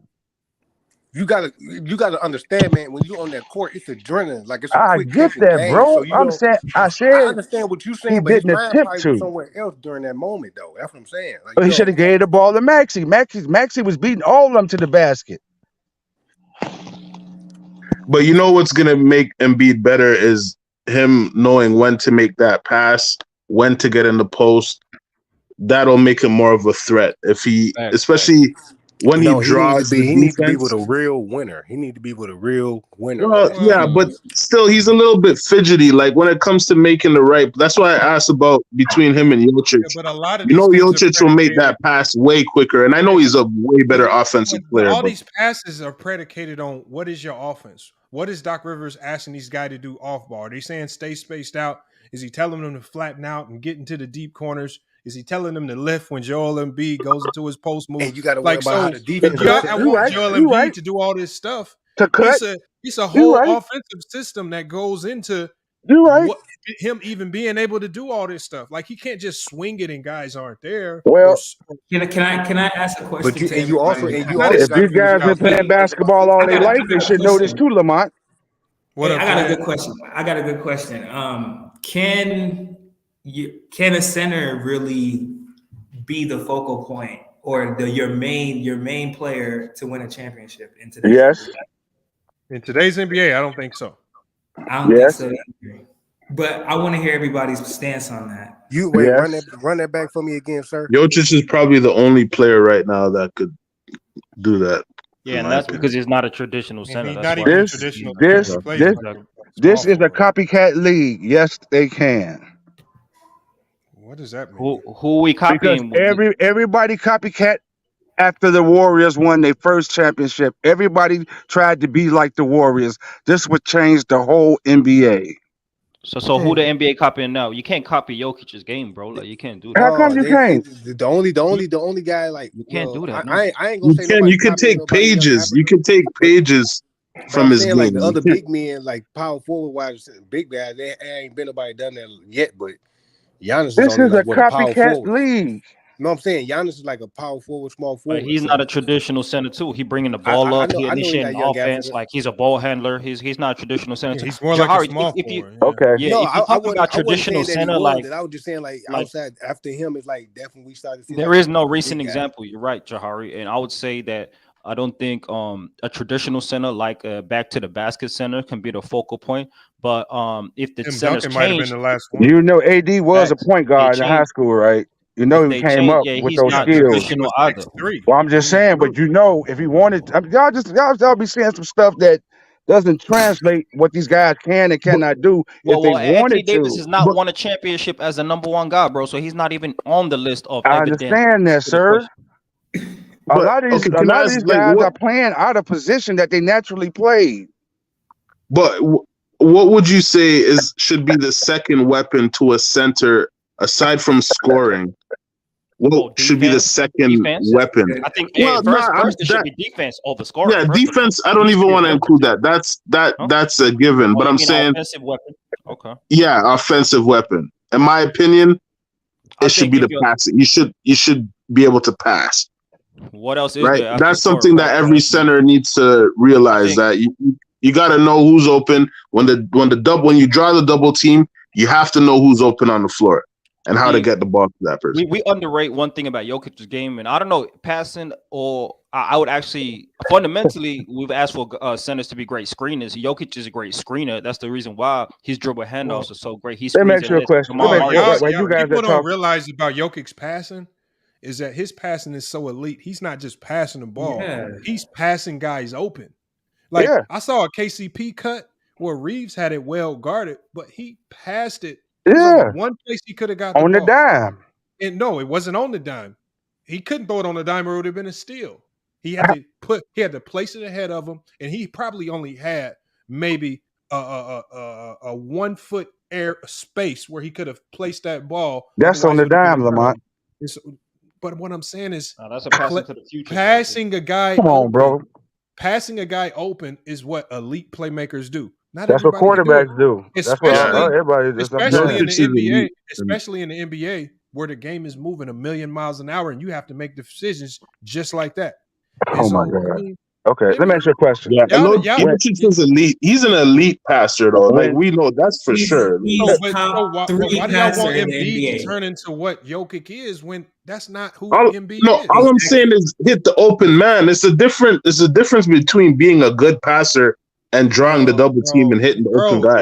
It's not Kevin Love a good passer. Embiid's role on that team is to be the number one offensive option. When the shot clock is winding down, it's not his job, it's not his role to kick it to Niang in the corner. His job is to go score, and that offense isn't even designed for him to facilitate like that. Why not? Unless it's just right there. Talk to Doc Rivers. Doc Rivers is not a good coach. He's a player's coach. I didn't design the offense. I probably would do something different. But that's what Doc Rivers had out there for him to do. It didn't work. It didn't get the job done. And really, their problems were on the defensive end, not even really offensive. Back. So, I mean. Lamont, let me ask you a question, Lamont. Why is it just fundamentally on a basketball level hard for big guys like Embiid or tall guys to see the floor and make that skip pass when they are getting doubled or trapped on one side of the ball to make that skip pass to the weak side? Why is that hard to do? Because now, like Jayad knows, because of his own principles, teams when you got big 6'7", 6'6", 6'5" guys sitting in these passing lanes, and if you unsure about these passes, if you're not a competent or confident passer, there's going to be a lot of turnovers. So, I mean, it's not for everybody. Everybody can't. That'd be like me going out there. If I'm out there running with Jayad, that'd be like me out there trying to run the point and play make. I would look like a damn fool trying to play outside of my road. It's just not everybody. You know what I'm saying? So I mean, yeah, because I was gonna say you even got guards who can't make the simple bounce pass or pass people open. Like we really are underestimating like his focal point on the offense and how really elite he is. Like he's top. Averaging 9 assists is not just something that people just do regularly. And so also now you think about centers, their back is to the basket. So they're not facing they're not able to see where most point guards are able to see everything that's going on around him. He's kind of understanding where every player is and kind of what they're doing. He's anticipating a lot of movement, and it's pretty impressive from the center position because most centers, the reason why they can't do it is because they don't really understand who's on the weak side or what's happening on the weak side. Jokic has an understanding of what's happening on the weak side, who's cutting, who's coming through, and most centers don't think that far. And you have to know players' strengths and weaknesses. You can't pass it to a guy who in a spot where he's not even comfortable with the ball. Aaron Gordon on a lob to the rim, yes, I want to get it to him. Aaron Gordon on the wing for a spot up three, maybe I'm not doing that with the shot clock winding down. I want to go with a high percentage play. So you also got to understand guys. You got to know who they are. You can't just give the ball to anybody. Well, why? So this comes to coaching. Then what's up with the U.S. coaching versus the Euro coaching? A lot of Euro bigs coming through, understanding how to pass and understanding the game. It seems like on a different level to the bigs of the U.S. Like hey, you can say it out all you want, but I guarantee you won't. But I guarantee you can take the top 10 players from Europe and the top 10 players from the U.S. and have them play in a 7-game series and tell me who wins. No. I'm just talking about the translation of guys like Giannis, guys like Luka, guys like Jokic. That's all. I'm just asking the questions, man. Don't That's take what it American personal. basketball is turning into. If you Well, guys don't yes, I see it, agree, George. if I you don't agree. see it, that's what Vince American Carter on year basketball is one. turning into. He trying It's to see You what he becoming do with guys Vince don't Carter see did it. when he jumped over that dude's head. You see what them Americans do. That's why I started laughing when you said 7-game series. I'm like, yeah, you trying to see them boys do like Vince Carter did, old boy. That was 7 foot. Old boy I'm wasn't he talking about the overseas NBA I dude? mean, players all that came that to the West. high I'm talking IQ about stuff NBA gets you so far, but sometimes it get you on the end of the bench too. Yo, Hey, he threw. high IQ players get you on the bench, Lamar. Bro, Damn. hold on. Hey, some of the smartest players you ever run into be right on the end of the bench. Clapping That's it how they up. turn to coaches. Bro, turning the coaches like a mug. Yeah, like what's his name? Quinn for the Miami Heat. Quinn Snyder. Chris Quinn, who played Notre Oh, Dame. Oh man. Bro, ended the bench Yep. for the Miami Heat for a long time. Next thing he be a coach now. Yeah, come on, man. Damn. Yeah, they make good coaches. I mean, all that IQ, you gotta have something to your game. You gotta have a bag. You gotta have something to your game other than just this IQ stuff. Like, and the scary part is now that the players who have the super athleticism, they get in the IQ of the international players. That's what's making them scary. Yeah. So another thing about Jokic though is he has a good feel for the sweet spot, like on the floor. Hey, so you know, could he y'all knows. see? Could y'all It's see so funny Barkley and because I Shaq can coaching the swear, team? coming into this year, everybody was talking about how Jokic chokes in the playoffs. All of a sudden, he's gonna beat this Laker team. And Yeah, fake MVP, all that. Yeah, everybody was just slandering this man. He wasn't a real MVP. Didn't want him to win his third MVP in a row. Oh, Embiid's the true MVP. Now all of a sudden, look how quickly y'all reverted. Oh yeah, everybody. Because they want someone to beat LeBron. Probably that's probably why. And that's what I said. It's only because he's playing against LeBron. Just like George Yeah, said, he hates LeBron. That sound like George, I bro. told George you. Nope. I told you on the last. That's not me though. Why are they disrespecting the number 1 seed? That's all I ask. Bro, people disrespect number 1 seeds all the time. Look at the Utah Nope. Jazz when they was number 1. Nope. Disrespected the life out of them. Hey, No, number they 1 did seeds don't not. usually win the NBA championship. It's been a while. I since didn't the ask number you 1 that. won I an didn't NBA ask you that. Look I at the didn't say. Milwaukee I didn't Bucks. say. Got I said. disrespected, I man. said nothing about winning championships. I asked you did the number 1 seed when the playoffs start? Why they didn't get the number 1 slot in the television program? What? I don't know. When the playoffs first started, why That's didn't about the business. NBA That's promote the business, number man. 1 seed? Bro, That's a because the NBA doesn't care about your seeding. They care about I teams. Who's the know. most popular team? No, see Warriors, Lakers are always going to get the that's prime time wrong. spot. He That's was wrong. he was the MVP of the league. Bro, the NBA don't care who the MVP of the league is. They Yeah. care That's about right. ratings. I know. I know. So if you Viewers know and that, why would you George, bring I'm him gonna in ask there? George. I I'm gonna know. ask you a question. I'm gonna ask you a question. There's a I'm gonna reason ask you a behind question, that. George. Well, then Because what's they were the the number reason? 1 seed. Did you say, "Oh my God, I'm about to go watch this Timberwolves versus"? Huh? No, I didn't watch none of it because I know it's some Exactly. You BS. didn't want to watch it. It's You some didn't want to watch BS. No, it. I didn't. It's some BS. Just like the What bubble. BS? It was some BS. That bubble What? shit don't count. Just like look, when Oh the my NBA God. Hey, look, how's the first round look, Hey, BS let though? me tell you something. What's wrong with the Let me Denver tell you something. Nuggets? how you Stop gonna say talking. it Let me don't tell you count? But something. if your The, team would have won in that the bubble, you strike wouldn't year, have said that. the strike year don't count, and the bubbles don't count. Oh my God. Then what is you? Because Okay, let it's me ask not you a this. complete Let me seat. ask you They this, don't George. count So what is you watching basketball for if it's BS? Why don't you watch because it's Good Times or entertaining. something? That's what I'm telling you. They don't count, Why you ain't bro. watching Good You know, Times it was or Which multiple Way Is strike Up? years, Ask you a right? It question. wasn't just one strike year. The strike, they don't know about that, bro. Because they don't know about basketball. Man, we Oh, do hold know on, hold about on, that. hold You on. just Why How you I wasn't don't say? know playing in nobody a know strike year about like that. What basketball, was Hey, and you in here so the saying all some the Wally expansion games and years stuff. when the NBA expanded the league with all these them years don't count either. fake Whenever years? there's Who? Yeah. something that disrupts the competitive balance, we can't count it, right? They had a full season, right? No, they There's didn't, been man. plenty of times. I ain't asked this. Yes, No, they did. what I said was whenever there's something that disrupts the No, competitive yeah, balance, do you're we not changing count the it? narrative. You're changing the I'm narrative. just I'm asking you a not question, dumb, George. bro. I'm George, not dumb. what you're saying is you're saying a shortened season I said, disrupts yes, a shortened season. it disrupts the competitive balance, so it No, don't you're count. changing it. Nope, you're changing it right there, sir. Why do You're shortened seasons changing not it count for you? because a full season, because the season, they did not play 82 games. But I'm saying is why are you saying it doesn't count? Because the Because, competitive it's not competitive. What's going on? because it's not a full season. It's got to be an asterisk by it.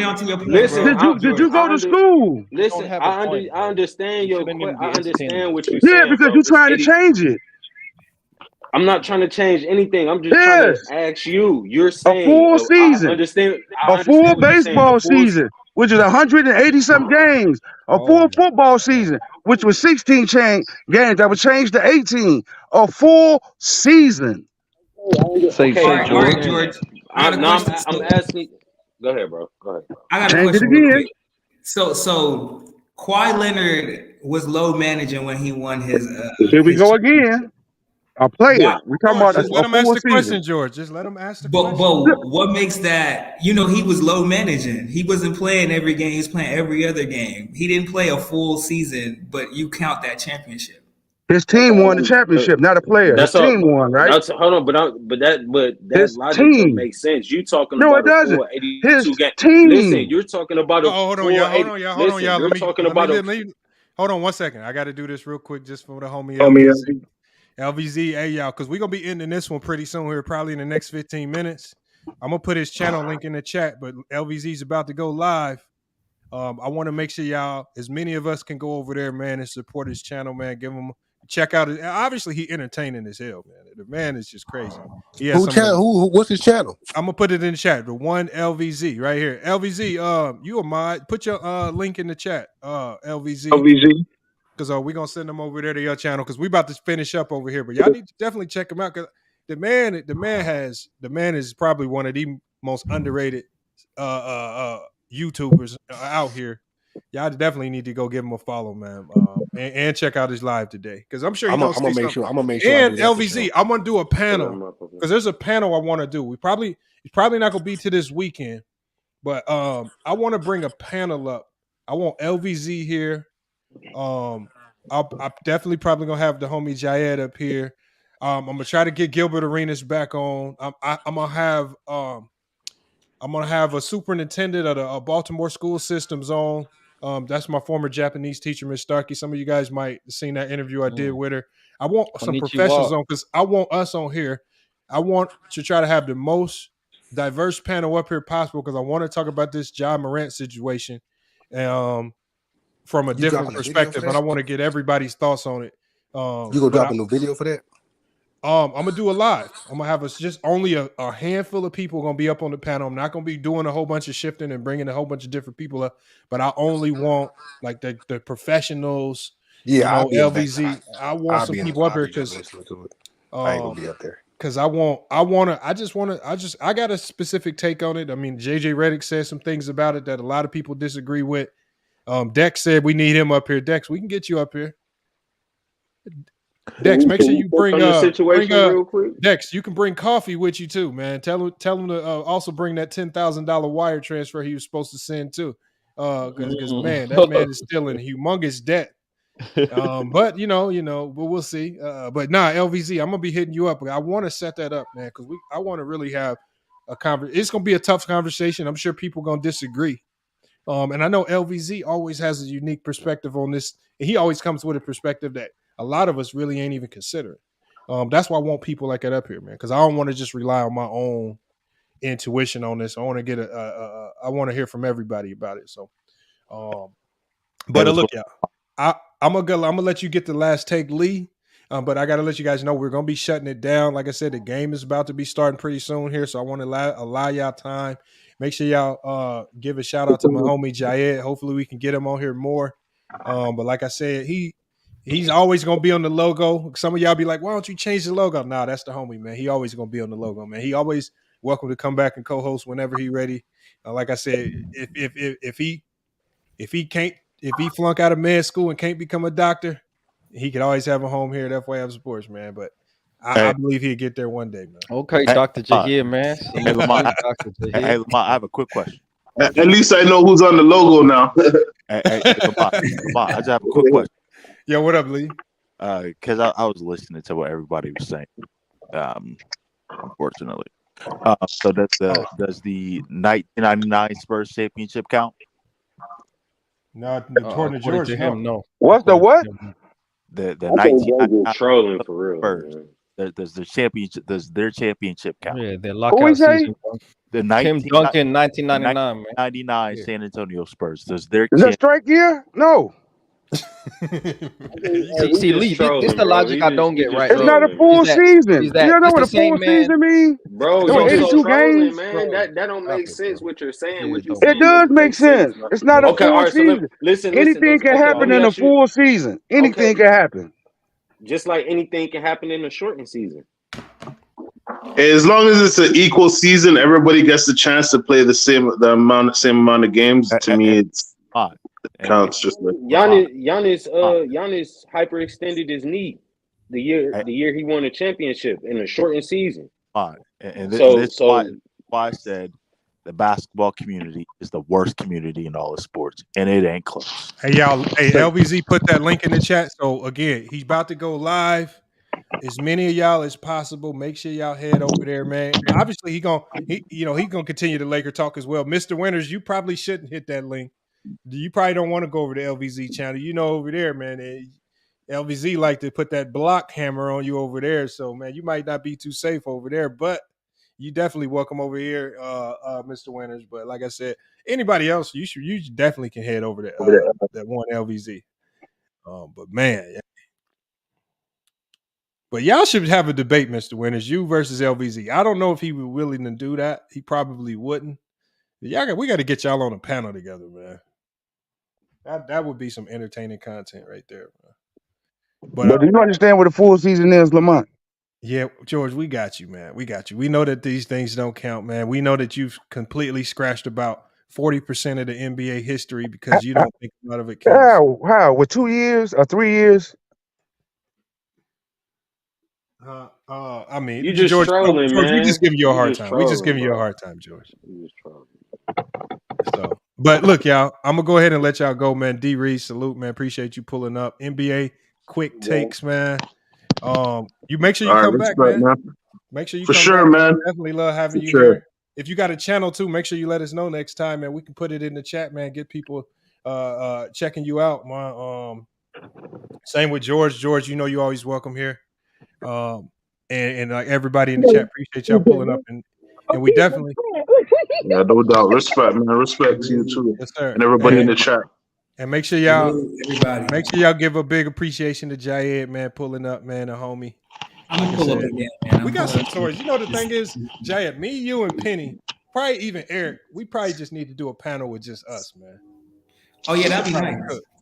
Huh?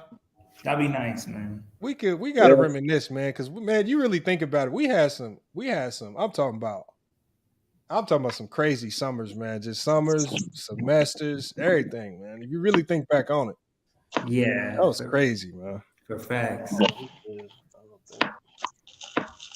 But we got to get you out here to AZ, man. You've been playing games, man. We got to get you out here. I'm coming. I'm coming, man. Hey, I'm gonna be at Summer League, man. If I get your ticket, you out there with us? Oh yeah, in Vegas, we there. Man, you be saying that, but then you'll back out on me. If I get your plane ticket, you there? I'm there. I'm gonna be in London here in the next couple of weeks, but Summer League's not till July. I know, so I'm gonna be there. Come on, bro. All right, so this is what we're gonna do, Jay. Y'all hearing it on FYF Sports. If I get his plane ticket here, he can't flake on me no more. Oh, you don't even gotta get the plane ticket. Okay, that's even better then. All right. Just as long as where we staying at, man. We staying at the no, we're gonna stay at the Venetian. I got free hotels already. Okay, bet. So I can get you the free hotels because that's what I'm doing. I'm just getting free rooms at the Venetian. All right, bet. Yeah, I'm excited about this John Morant take though. I'm excited. I am too, man. I have two perspectives on it. I'm not gonna spill the beans on it yet, but I'm probably I'm trying to think of. I want to have about 7 to 8 people up here that I all know have a unique perspective on it. I just don't want a whole bunch of people that all got the same perspective on it, and I just don't want a whole bunch of just Ja Morant just slamming them and just trying to bury him in the ground. It's just like, I mean, I want some real like legit takes on this because, man, I'm just at the end of the day, I have to stand with Ja Morant because, if we don't protect him here, then especially in a situation that don't have any precedence in the NBA, if we don't protect him from getting slammed, it's going to open the door for Adam Silver and the NBA to start slamming players for moral clauses, for moral stuff that's not happened. That's not a matter of legality or criminality, anything like that. And it's just like, what's next? If a guy cheats on his girlfriend, he gets suspended for 6 months. Like, exactly. Like when does it stop? You know, and like, and that's where I feel like we need to punish him, but you better not overdo it. You know what I'm saying? Yeah, You I better got not two overdo chances it. on it too. I mean, I'll say my initial feeling from what I saw, and then just kind of when I think about what I've been hearing everybody else say pertaining to basically how he's been treated and how he should be treated. His suspension, especially Charles Barkley, boy, I got a bone to pick with him. These players be acting like they careers, like especially players from that 80s and 90s. It's just like y'all didn't have the social media and all the eyes and cameras on you. Like you guys should be more forgiving because y'all know y'all was into some stuff that would have got y'all canceled or banned. That would have definitely got caught on camera. So, well, that's the thing. He's stupid though. He is dumb. Ja Morant is dumb as hell. Oh yeah. I can agree with that. I think the players are just acting like it was like you should be like from their time. They're responding to it in their time, and oh yeah, well you need to, you're gonna change. Which everything is true. You're gonna change your family's life, the trajectory of all these things, and you need to act this way, and blah blah blah blah blah. Hey, Yes hey, sir, yes ma'am. think about it like this, Jay. Check this. This is what I was saying. If Ja Morant was in that car, right? Let's say dude still had the camera going, right? And Ja Morant shows the gun. And then some dude walks up to the car on Ja Morant's side, pulls out a gun and tries to rob him. And then Ja Morant shoots dude down. Then our community will be calling him, yeah, he real. Right. Like that's why you got to stay strapped. That's what they be saying. Yeah, then he would have been in the right. He stayed ready, he stayed prepared. Like he didn't get caught lacking all this crazy stuff. So it's just like if he would have took a life, he would have got celebrated. But because he's doing something, I don't even know.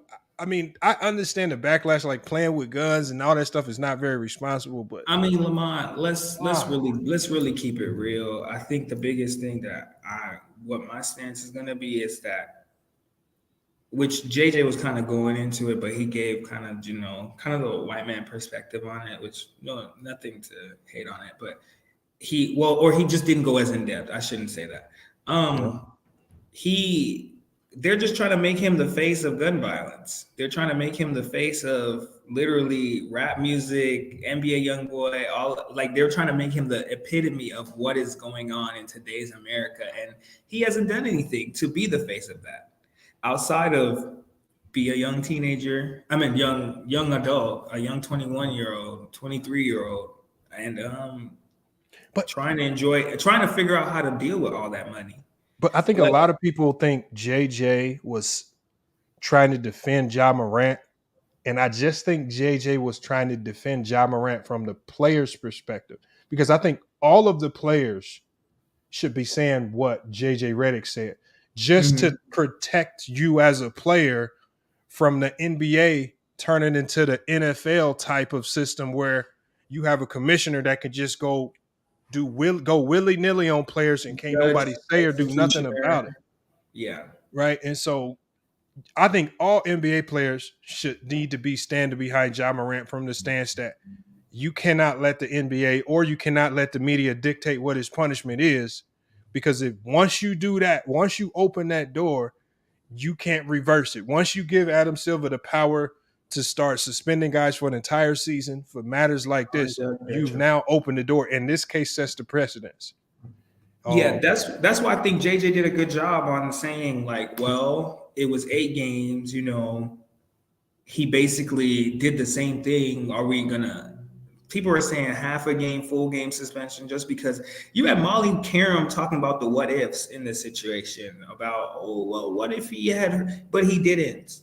And you really and truly, you saw the gun for not even 0.5. We had to slow the video down, stop it. All of these things to where I'm thinking, is it stupid? Is it a bad situation? Am I defending him? No. However, what he's becoming, the mortar that he's becoming, the perception of what we're seeing play out in real time, and how he is becoming the face of just everything bad or everything that is wrong with today's society. Yeah. It's just And kind of I think about where he's at. I don't know. I think they were in Tennessee or something, Tennessee or something like that. yeah. But some of these places, and again, he's supposed to be smarter. I mean, if you somewhere where you feel like you have to carry your gun as an NBA player, you shouldn't be there. That's what I think. I But agree. I mean, but then once you start telling these NBA players that, like, it's his life, you know what I'm saying? I mean, if he wants to go to these questionable bars and clubs and put himself in jeopardy and he wants to carry a gun to protect himself while he's there, I mean, we can say he's stupid for doing it, but I mean, do we punish him for carrying a gun to protect himself in a climate where we know it, our community, not he's in our community, he's in the black communities. I mean, It's us who's gonna rob him. If he goes to right. the wrong area or he goes to the wrong club, it's gonna be one of us that rob him. If he ever gets robbed or if he ever gets his chain snatched, it's gonna be because a black person did it. And if he understands, I'm in an area where I know people gonna be jealous, envious, and people gonna try to run up and they might try to kill me. Like, does he want to be a XXX Tentacion or a Young Dolph? One of these guys that just got caught completely lacking, and it's just like, I mean, I understand why he has the gun. I just don't. I mean, his homie is goated though. His homie tried to save him. Yeah, but I think his homie in that situation, I mean, he has some blame for it because now you know you're in a situation where Ja has the gun in the car and stuff like that. Don't even Yeah. pull the camera out. Don't even Yeah. put the camera over that way. You know what I'm saying? Don't even allow for that opportunity to happen. I mean, I'm not excusing Ja by any means. You know, Ja doesn't get excused from this situation. But his homie, he got to be better too. And That's true. and I'm in agreement with you. I think, you know, with him living in Memphis, I mean, we even heard a story. I don't know if you heard this story, but like Lou Williams one time almost got killed at a stoplight. Yeah. You know, and there's probably a lot more NBA players that can attest to that. So I understand the whole idea of him carrying around the gun and everything like that. Just the flashing it and letting people know that he keep it on him is just, I think really and truly what he's battling with right now is he's battling with trying to be real or trying to be relatable, trying to like keep that sense of self of who he really is or what he really came from or where he came from or what he has known, and trying to show that I am still this person. I'm not a sellout, or I'm not, you know, just this big time NBA player who don't be in the hood or then forgot about the hood or who don't be, you know, really in the trenches. You know, he's trying to show that he really still be around that, because let's be honest, a lot of players, especially in the NBA today, which I don't blame them, they basically get their money and they leave. They don't be in the community, which you cannot blame them at all. But I'm saying Ja is basically trying to do that. He's trying to show that. And I think this Ja Morant situation is just going to give more players ammunition to completely bail on their communities and never come back.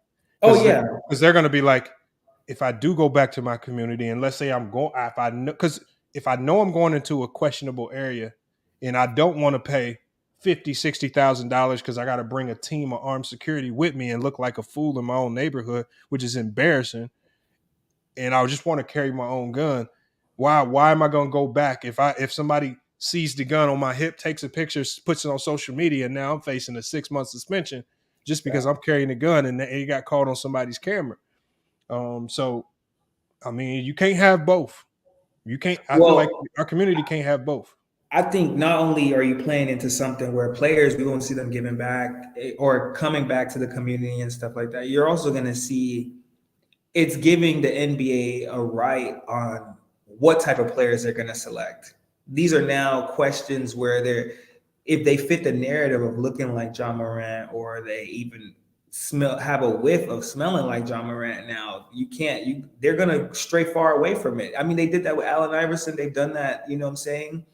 Hey, and that's I'm gonna show it to you when we get off here. A scout who did a scouting report on Ja Morant. I think it might have been for, I forgot what team it was, but this was years ago, And everything that we're seeing now, he stated in his scouting report as to why you shouldn't draft Ja Morant.